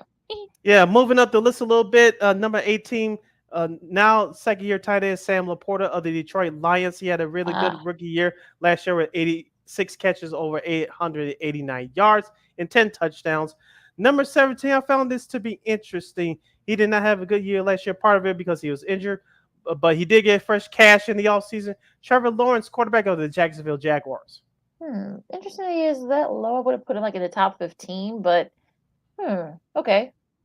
Well, jump ahead a few spots. Number 14, Aiden Hutchinson, the defensive end of the Detroit Lions. He had a good year last year, 11.5 sacks and a Pro Bowl berth, and 33 quarterback hits. Yeah, I like that. Yep, I'm sure he's going to get even better too. He added some muscle too, which that's scary. Number 13, Sauce Gardner, defensive back of the New York Jets. Of course, some people may say that the New York Jets have the best defensive team in football. We'll see about that. Number 12, Brock Purdy, quarterback of the San Francisco 49ers. He carved up defenses for 31 touchdown passes last year. He was playing at MVP type level until that second to last game of the year against the Baltimore Ravens, which they lost to on Christmas night. And he played in the Super Bowl last year, and he's looking for fresh cash this offseason. So he's going to get a pay raise one way or the other, whether it's with the 49ers or somewhere else. Yeah, one of the reasons the 49ers have done so well because they haven't really had to deal with his contract. He's been playing on his rookie contract. So now, this being the last year, he just got married. So yeah, I'm sure he's going to be looking for fresh paper. But again, if he doesn't do well, and if the 49ers don't, go to the Super Bowl again, perhaps win it, if you're John Lynch, you're probably thinking, is it going to be worth, doing all that? But we'll see. And number 11, Jordan Love, the quarterback of the Green Bay Packers. We talked about him last year, Lakeena, from November on. He was playing like a top 5 quarterback in the National Football League. He had over 4,000 yards passing, 32 touchdowns, 11 interceptions. And the Packers were a couple of big plays away from playing the Detroit Lions in the NFC Championship game last year. So the Packers are one of those teams that could make that next jump for this upcoming season. It all starts with quarterback Mr. Love. It's really has to go on a good start here. He actually looked really good from like the few times you did see him in the preseason. So I'm going to just see like how he does. He has to go to a really good start because as they go now, he does have a little bit of help now in the offensive front. So that should definitely help. Okay, you're listening to Second City Sports on Sports on Chicago. Sid Lakeena here with you. We're going through some of the key names in the top 25 players under the age of 25. This courtesy of The Athletic and author of the article, Mike Jones. We'll just go through some of the names here. Number 10, Amon-Ra St. Brown, wide receiver from the Detroit Lions. He had a big year last year. He got fresh paper as well. So he had 10 receiving touchdowns off 119 catches, all career highs. Number 9, Kyle Hamilton, the safety of the Baltimore Ravens. He had 4 interceptions and 3 sacks and 81 tackles last year. Number 8, CJ Stroud. The Bears will see him in week 2 down there in Houston for Sunday Night Football. We all know that he won Offensive Rookie of the Year last year. Number 7, Tristan Wirfs, the left tackle for the Tampa Bay Buccaneers. He'll be protecting Baker Mayfield's blind side once again this year. Number 5, Patrick Surtain II, the defensive back for the Denver Broncos. We're getting old, Lakeena. I remember his father playing. Yes. Same here. I remember his dad when he was in college. So yeah, that just shows you how old we are. Go for it. Sheesh. Of course, the number 4 His seeding. sounds good. His sounds really good too. So yeah. Yeah. Definitely the jeans. Number 4 seeding Lamb, the wide receiver of the Dallas Cowboys, as we talked about a couple moments ago. He got fresh cash, 4 years, $136 million.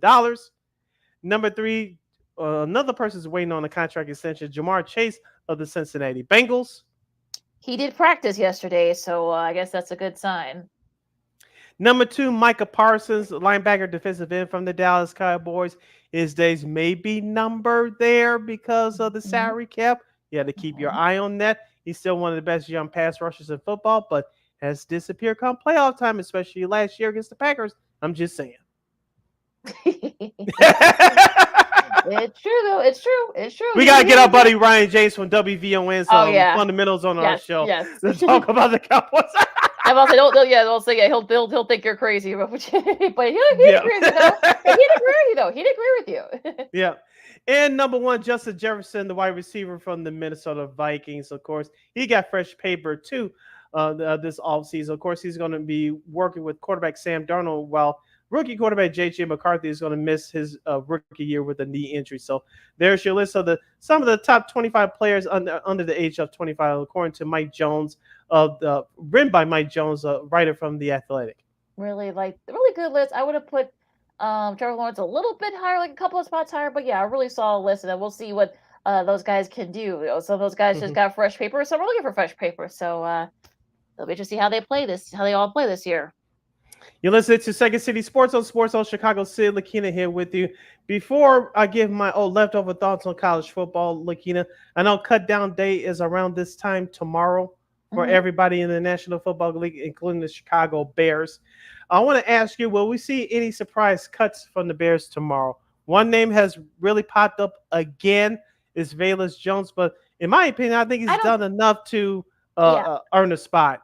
Yeah, I don't think you're gonna see him in the cut lineup. I think he's definitely more in the earn his way. He's shown that he can play wide receiver, he can play running back. That's what he did over at Tennessee, and in high school too. So yeah, I don't see him getting cut. So yeah, if anybody does get cut, besides him, it wouldn't be. I'm probably surprised if he gets cut, but most of the names I'm sure that's gonna be thrown around, I don't think really should surprise anybody. That's the thing with I heard assistant GM Ian Cunningham with our girl Kayla Sharkey on GN Sports last night, and he said that with all the depth and stuff. I mean, look, this is kind of one of the pitfalls of having all that depth, because you're going to have to release some guys, to the practice squad, and some guys will end up playing for other teams. They may face some of those guys, so I mean, it'll be interesting to see what happens this next day. And I want to see how Hard Knocks covers this, as the last episode of the Chicago Bears Hard Knocks training camp will air tomorrow on HBO and HBO Max streaming service. But I think that Khalid Kareem, number 52, look, I told you I liked him in training camp. They released him over the weekend. I think Dominique Robinson, who they drafted a couple years ago, I think his days are numbered here. Yeah. You look at that defensive backfield. It's a numbers game, but I don't know about. I think Josh Blackwell, number 39. I think he's safe. It depends on how many they give. He might be end up in the practice squad. I think he might have. So let's keep your eye on him. But I think the linebacking core is set. Oh, running back. We talked about Velus Jones, Travis Homer. Yeah. If you cut him, you save in $1.9 million. I know he was on special teams, Lakeena, and I know the last preseason game didn't mean much in terms of the overall, but he did not look good in that backfield last Thursday night at KC. Yeah, so that's why I say he might end up getting cut. Do you think the Bears will take a third quarterback, or will they just take two? That is a good question. If you go and buy Hard Knocks, I want them to keep Austin Reed, because I think his family's very interesting, and that's a nice story. But the NFL does base a roster spot on nice stories, and rightfully so. I don't know if they're going to carry 3 quarterbacks, but like I said, Tyson Bagent is your backup to Caleb Williams. I think that's obvious. Rippon, I know he's got a little bit more time than Austin Reed in this camp. If they do keep 3 quarterbacks, I think Rippon slightly beats out Reed. If that's the case, if the Bears decide to keep 3 quarterbacks, so I think that position's up for grabs there. Like I said, wide receiver. I think wide receiver is the main part here. How many are you going to keep? You already have Roma Dunze, DJ Moore, Keenan Allen. There's your main 3. if we say Velus Jones has made this team, he's going to be I'm not going to say your special teams guy, but he's going to be your gadget play guy. Let's just say Specialist guy. yeah, the specialist guy. He's number 4. Now, I think they still going to, I don't know if they're going to carry 7 wide receivers, but I'll still say they're going to carry 6. And if that's the case, this guy is injured right now. He had a great first preseason game. That's Colin Johnson. And do you take DeAndre Carter? I know they had him back there returning kicks as well. So those 2 guys' futures are in question, in my opinion, if you keep Velus Jones in the wide receiver room. Yeah, that's good. A lot of questions to be answered. Like I said, we'll find out those questions and more as the cut line. The cut line deadline is at 4 tomorrow. So next 24 hours, or just a little over 26 hours, I should say, will be interesting to see, like, what Ryan Poles and Matt Eberflus decides to do. So should be interesting there. This is Second City Sports on Sports Social Chicago. Lakeena, McGee, Steve Brown with you. So I know you got some leftover college football thoughts from our buddy Dave Wrestling for the Big Ten Network from earlier, but I want to give a shout out to the Georgia Tech Yellow Jackets. The Ramblin' Wreck upset the Florida State Seminoles via last-second field goal in Ireland, in Dublin. That place was rocking. There was a lot of Florida State fans that didn't go home very happy, but a lot of those Yellow Jacket fans that did make a trip from Atlanta, I mean, they were dancing away, doing the Irish. Some of those guys doing the Irish river dance. I mean, if they ever bring back river dance, I think some of those guys should probably be up there as well. Brent Key has done a great job with that program since taking over halfway through the 2022 season. He's now 5-0 against ranked ACC teams. So yeah, I mean, they've got a really solid like a good running back tandem here in Jamal Hames and Haynes King. They combined for like almost over 120 some yards. It was really the rushing attack. They combined, all the running backs combined for almost 200 yards. And it was really that rushing attack there that kept the chains moving, and they were able to set it up for that last second field goal. I think Florida State will kind of underestimated the Yellow Jackets a bit. I got a chance to watch some of the highlights and the way they were playing, especially in that second half. It kind of got away from them. Shout out to the Yellow Jackets, like you said, they kept with it. If you give teams a little bit of breathing room, can let them hang around. Eventually, they're going to come back and bite you in the butt, and that's exactly what happened. I know the college football, in particular, Notre Dame have opened their seasons overseas in the last few years, minus the COVID year. But I think the way, like you said, both those fan bases were rocking over there. You're going to see a whole lot more. Now, I know Northwestern was over there a couple of years ago against, I believe it was Nebraska. It was a great success over there. But I don't think you're going to see any of our other local teams over there anytime soon. I'm not going to expect Illinois to go over there anytime soon. Maybe you'll see Michigan. I won't be surprised if you see Ohio State starting their year overseas, Oregon, some of your bigger schools. I'm surprised they didn't have Georgia over there yet. Yeah, I'm sure that's happening. But yeah, if you're Florida State, I think you don't want to face any team from Georgia right now. Well, Georgia Tech, you're kind of stuck because you play them in the ACC, you play them every year. But yeah, I don't think they're going to be suing the Republic of Ireland after what happened, last year, the Sugar Bowl. But yeah, that was not a good showing by Florida State. They're a tough loss for them. And among some of the others, SMU came back to beat Nevada. Montana State beat New Mexico to Thriller. I watched a little bit of that game. And Hawaii got the best of Delaware State, 35-14. Some of the games that are going to be, because we're not going to be on until Friday, these games are coming on Thursday. NC State, they host Western Carolina. That will be on the ACC network.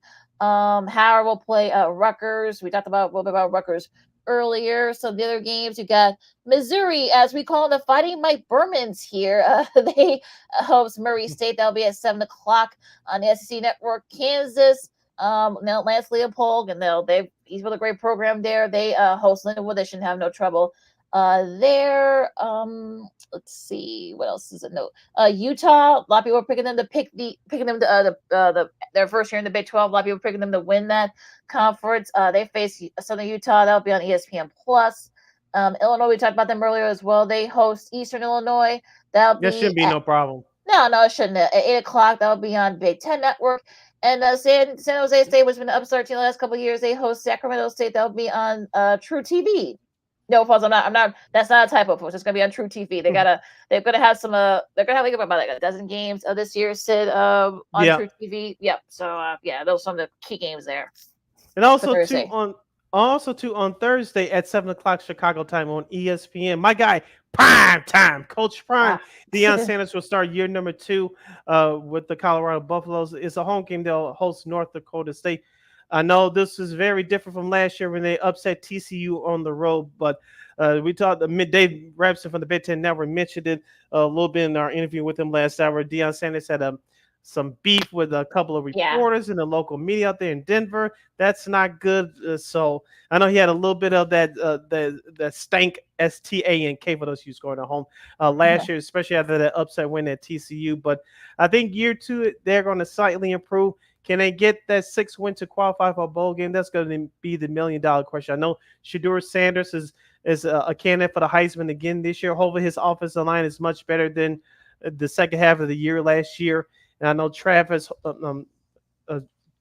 Hunter, the two-way player, he got injured on a freak play last year. He did come back, but he just wasn't the same. Colorado didn't have a running game. Their defense got shredded.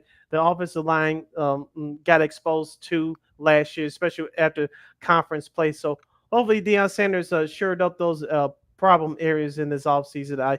I expected it to be much better, but even though there's not going to be as much attention on them as it was last year in the first go around, I think it's still going to be tough for them.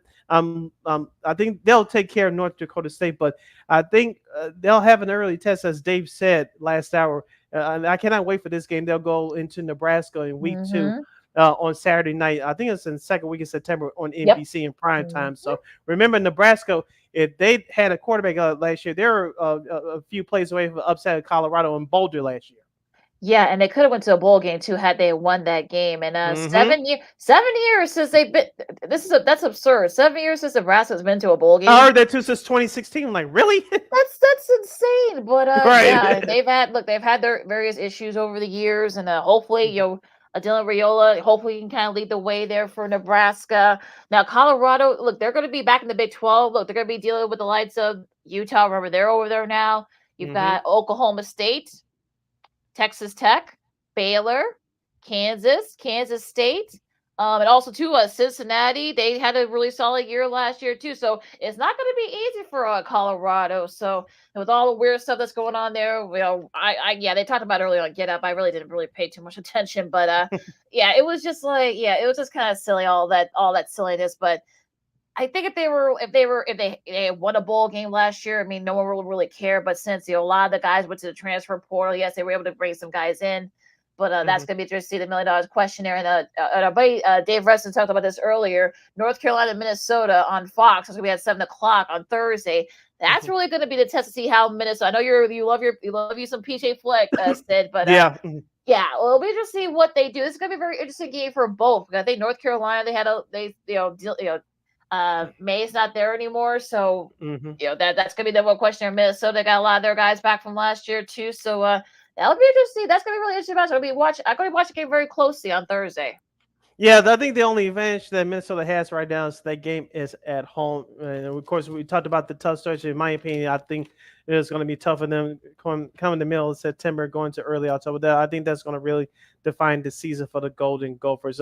Just a couple of the leftover nuggets from the Big Ten that we didn't get a chance to discuss with Dave. As far as scheduling is concerned, I think Ohio State, I think, in my opinion, their toughest stretch will be in the beginning of the month. October 5th, they'll host Iowa. October 12th, perhaps the game of the year. They'll travel to Oregon. I think there could be a preview of the Big Ten championship game. We'll see about that. Of course, in early November, they'll go to Penn State. That's going to be a tough game for the Buckeyes. And, of course, November 30th, I believe that's Thanksgiving weekend. They'll host Michigan this year. And, we know that Ryan Day hasn't done well against Michigan over the last few years. So that's going to be a true chance for the Buckeyes this year. Yeah, and look, and there we know more excuses. They're pretty much a brand new team. We'll see where Michigan is by that point. I know some people say that he should have been fired last year. Talking about Ryan Day, so I think he's lost 3 in a row against Michigan. I think that's the toughest stretch. I think Woody Hayes, all the way back in the 70s. I think John Cooper, in the early 90s. So Yeah, that's gonna be interesting there. Like I said, I think the four Big Ten, the new four, I guess, this West Coast four, as I call it, the new Big Ten teams. I think we didn't get a chance to talk about Washington with Dave earlier. I think Washington's gonna be interesting because they got pretty much a whole new team. They got a whole new coaching staff. Washington could be one of those teams where I'm not gonna say they're gonna challenge for the Big Ten title yet, but I think they could definitely make things interesting in that mid tier. I think they'll do pretty well. Oregon, of course, with Dylan Gabriel over there now, they got Trez Johnson, who's going to be one of his top targets. It's kind of set up for them to they play Oregon State very early this year. They got really Michigan State. Really, their toughest game is really no disrespect. It's gonna be the Ohio State game in October 12th. And perhaps again, we'll see where Michigan is by that point.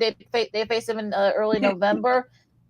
I mean, other than that, I mean, I'm not gonna say all the games are winnable, but it is set up for them to actually do pretty well. Perhaps maybe get into that. Whether or not they win the Big Ten title to go to the playoffs. So, do you agree with Dave when he says he thinks maybe 4 teams might end up going to the Big Ten playoff from the Big Ten? Yeah, I think between 4 and 5. I think 6 is too much, but I think between 3 and 5. But realistically, probably 4. But I think between 3 and 5 to give a slight curve. Between 3 and 5, Okay. we'll get in. And one of those teams that I think is going to get in, and we talked about it last hour, is Penn State. I looked at their schedule, Lakeena. I'm not going to say it's a soft schedule compared to others, but there's no excuse, barring injury, they can win at least 10. I'll give them a slight curve of 11 games. The toughest games, in my opinion, for them on their schedule, they'll open up this Saturday at West Virginia. I know they beat them last year at home, but it's going to be tough this year. But they should be able to win that game on the road at Morgantown. And, of course, October 12th, they'll go to USC to play the Trojans. And they go back on the road a couple of weeks after that on October 26th to visit Wisconsin. Don't forget to get out of the game against Ohio State in between two on the 2nd of November. So that might be one of those things where, like Penn State, I mean, look, James Franklin's got his guys. Like he always reloads. So we'll see where everyone's at by then. So that'll be interesting to see what kind of like how Penn State does. Now, I think Maryland could perhaps maybe. I'm not gonna say they're gonna get to the playoff, but they could definitely surprise some people. As Dave said, Mike Loxley, who's a defensive guy, has done a great job with that program. Or Graciano Rutgers. Don't sleep on Rutgers. If you're gonna be playing them, they're not. It's not gonna be an easy win. So he's gonna have his guys playing hard. Michigan State is gonna be interesting because they did not play very well, so I guess they can only go. The only way they can go is up. Yeah, I think Sparty can do. Our buddy Ryan Field, of course, from ABC7 New York. He's a Michigan State guy, so I'm sure he's probably hoping and praying that they actually get to a bowl game at least and win like 5 games. They only won like 2 last year. But yeah, I think we covered everybody in the Big Ten. I mean, like Indiana might be interesting. I don't know. They're kind of a question mark here for me with Indiana. But yeah, I think the Big Ten could be interesting. It's going to be very competitive with 18 teams. Like I said, only the top 2 teams go. No more divisions. They're going to be like Dave said, they're going to be playing games like at 9 or 10 o'clock in the morning. So get ready for those types of weird time zones. Yeah, 9 and 10 o'clock in the morning, West Coast time. So, like you said, you have to look out for that. One last question before we close it out with Old School TV Monday. If you had to bet, and you could do it legally, but not in the state of Illinois in terms of college sports, but if you had to place money on who has the better odds of reaching a bowl game this year from the state of Illinois in the Big Ten, Northwestern or Illinois, who would it be and why? Because both of these schools have tough schedules. Yes, they do. And I went Northwestern. Northwestern, more pressure on them this year, playing their new home for the next couple years. They were the Hunters. Now they're the Hunted. Illinois, no one's expecting anything from them, but they got a tough schedule. Can they squeak out at least 6 wins, maybe 7? I think Illinois will just edge out Northwestern, but not by much, if that makes sense. Okay. How many wins? I think they'll win 7, but I think Northwestern will win 6 and they'll get into a bowl game too, I think. I think both teams will get into a bowl game, but yeah, I think if you're going to go by win totals, I think Illinois would probably be maybe just a head or hair above Northwestern. Like I said, I think Northwestern somehow still wins like 5 or 6. Especially with the new atmosphere and stuff like that, with the setup of the home games for this year, their temporary home, I should say. That's going to be interesting to see. You're going to be playing near the lakes, especially when it gets cold. It might be a little icy. That might be the atmosphere there. All right, we'll clip this up and put it in pencil, and then when it comes out the end of the season, we'll play this clip all over again. Yeah, rip that out, I guess. Right. You're listening to Second City Sports on Sports on Chicago, the Monday edition. Sid Lakeena here with you.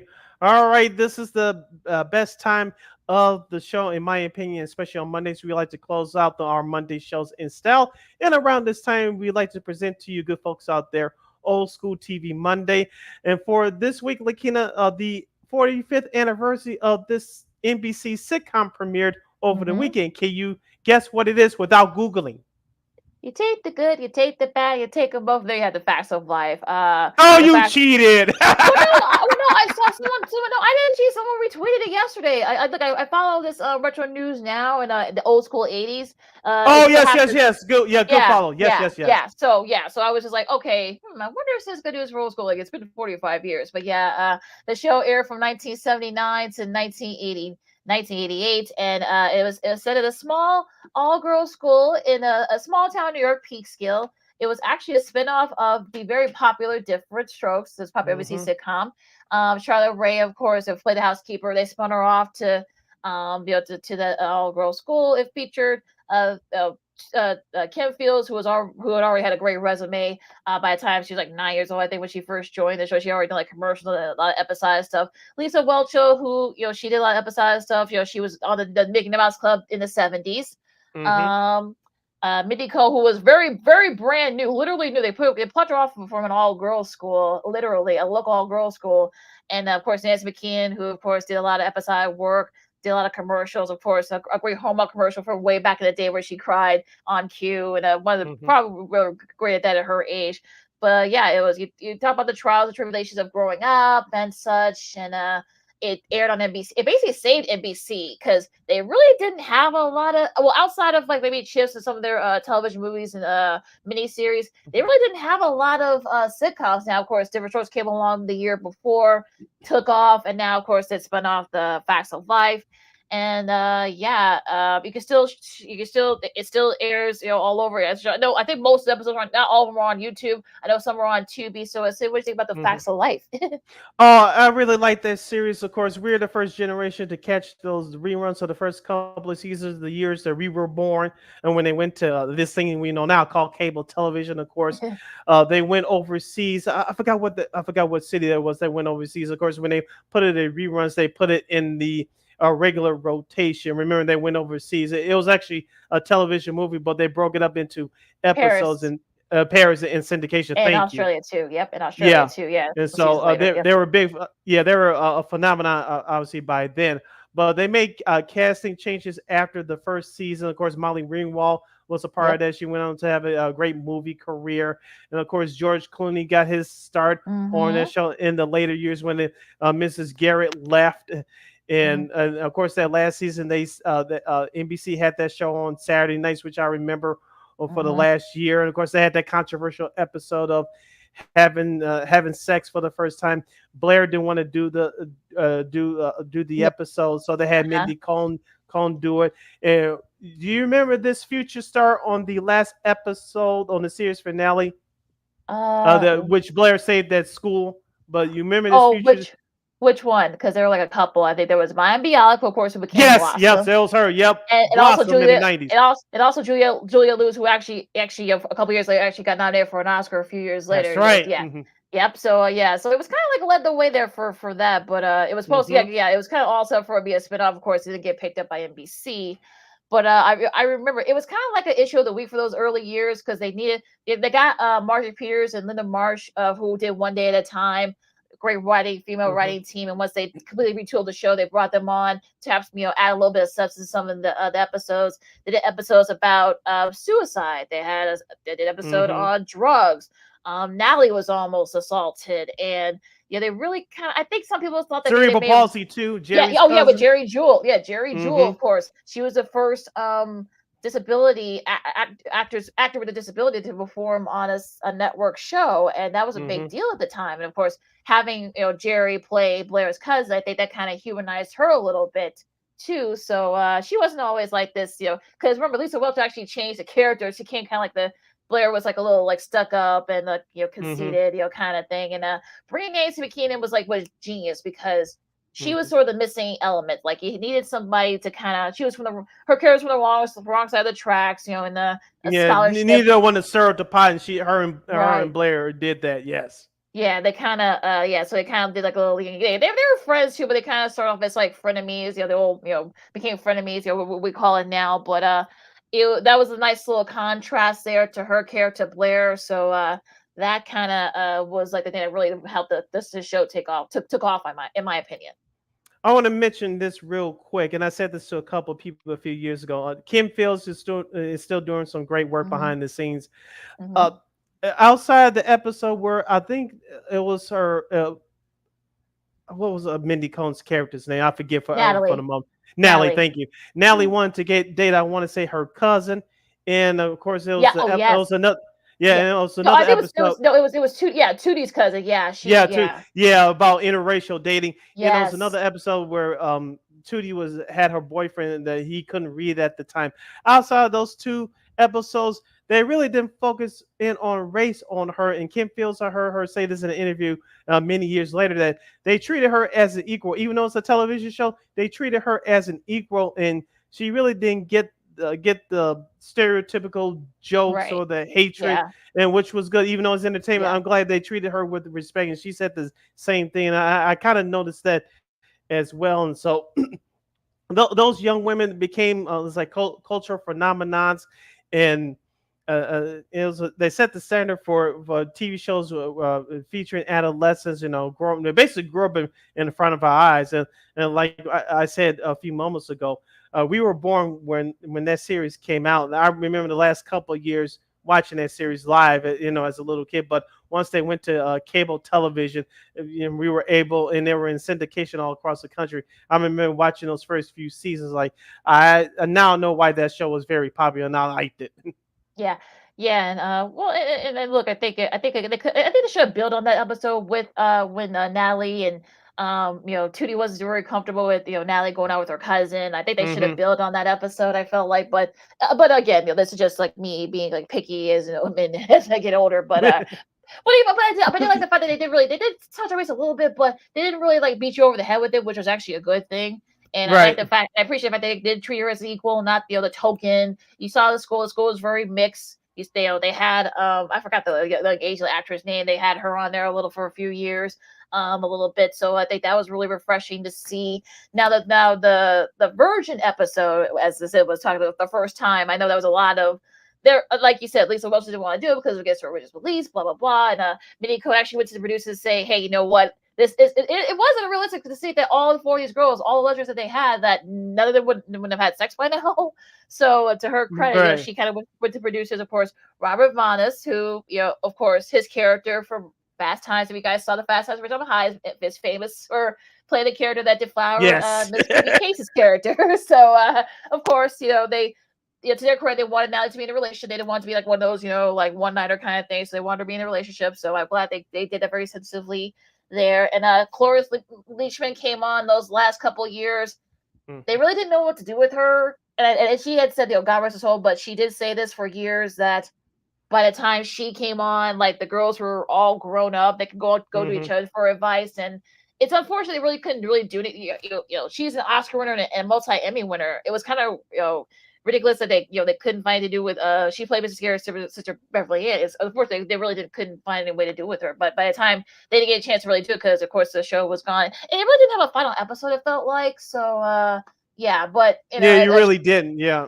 As Charlotte Ray said, the people honor them, and then look, it's still a very popular show. You can watch the episodes on YouTube. I know it's on syndication and streaming somewhere. I know it's not on Tubi, so you can watch it there. But they've dealt with a lot of issues. Their credit. But do you prefer like the earlier years, or do you like the later years? I prefer the later years just because they could be able to do like a little bit more adult situational type comedy. What do you think? Oh, that is a good question. I do like some of the early years, but I'm with you only with the later years only because I remember them firsthand. And like you said, they really don't. Not say they didn't dig into issues in the early stages, which they did, but like I said, as they started growing up and going on to college and all that, they really started digging into deeper issues, which really fit for what they were going through at the time. It was very And don't 80s. forget, on the show, Mrs. Gary's character moved to Africa. Yes, she did. Yeah, she got married to an old boyfriend and moved to Africa. So, and apparently, I guess they were supposed to, Yes. according to Mindy Cohn, they was actually supposed to have done a reboot, but I guess one of the girls didn't want to do it because she wanted more money. She didn't really say, she didn't put it out there and say who. I know people have been guessing, but so I don't know if that's true or not, but I don't know, but it's okay. We'll leave it at that. All right, we got to get up and boogie out of here. So today's Old School TV Monday salute. Happy 45th anniversary premiere of the NBC TV sitcom Facts of Life. Lakeena, take us home. Well, real quick though, quick shout out to Lake Mary, Florida, for winning the Little League World Series. It was actually refreshing because it was really the weirdest way because their number 9 hitter helped hit the RBI. That poor kid from Chinese Taipei. I hope they got good psychiatrists because that he's gonna have nightmares about that for a while.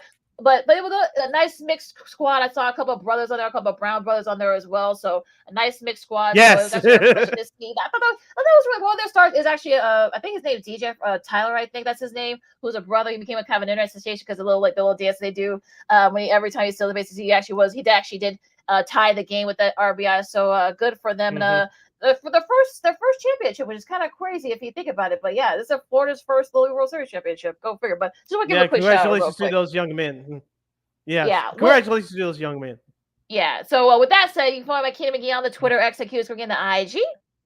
We see you, Brandon. Thank you for joining us along Brandon. with everybody else who's been listening and watching. And those of you that are watching us on the replay, you can follow yours truly on the Twitter, X, and the IG at SidKid80. Once again, at SidKid80. That's SIDKID80. SIDKID80. Make sure you smash that like button, of course. Download that Sports Zone Chicago app. Follow Sports Zone Chicago on all social media platforms. Please subscribe to our podcast. We are located at War Media Podcast. That's WARR Media, PODCASTS. We are on all podcast platforms, including the iHeartRadio app. And give War Media a follow at WARR Media on all social media platforms. And thank you very much in advance for your support. Like, share, subscribe, and tell your friends. Be sure to catch Second City Sports live in living color every Monday, every Friday from noon to 2 p.m. Central Standard Time, right here on Sports Zone Chicago. One more again, as the kids would say. Catch Second City Sports live in living color every Monday, every Friday from noon to 2 p.m. Central Standard Time, right here on Sports Zone Chicago. And of course, you can get Sports Zone Chicago anytime, anywhere on Roku TV. In between you're watching the live sports, just go to Roku TV, whatever device you got. Type in Sports Zone Chicago. Catch our replays of our show, Sean and Maya, the Smoke Fellows, What's Up Cuz, and so much more. Catch Sports Zone Chicago, all the great content right there on Roku TV. And we will provide. And of course, we want to thank our buddy Big Ten Network Dave Resin for joining us today. We're going to talk even more college football coming up on Friday. And some great games coming up. And an official start of college football season. You guys can catch him every day and every Saturday on the Big Ten Network. Yes, and we also have some NFL content for you on Friday as well, along with the baseball. And I know this is an exciting time for you, Lakeena, as the start of college football season begins. But so we'll go into a deeper dive into it on Friday. All right, so enjoy as you guys are getting geared up for the college football season. Also, too, of course, you got baseball, WNBA. Of course, the Sky got a couple big games coming up, so make sure you guys check them out as well. For Sid, I'm Lakeena, this is Second City Sports on Sports of Chicago, and we'll see you guys on Friday. Holla!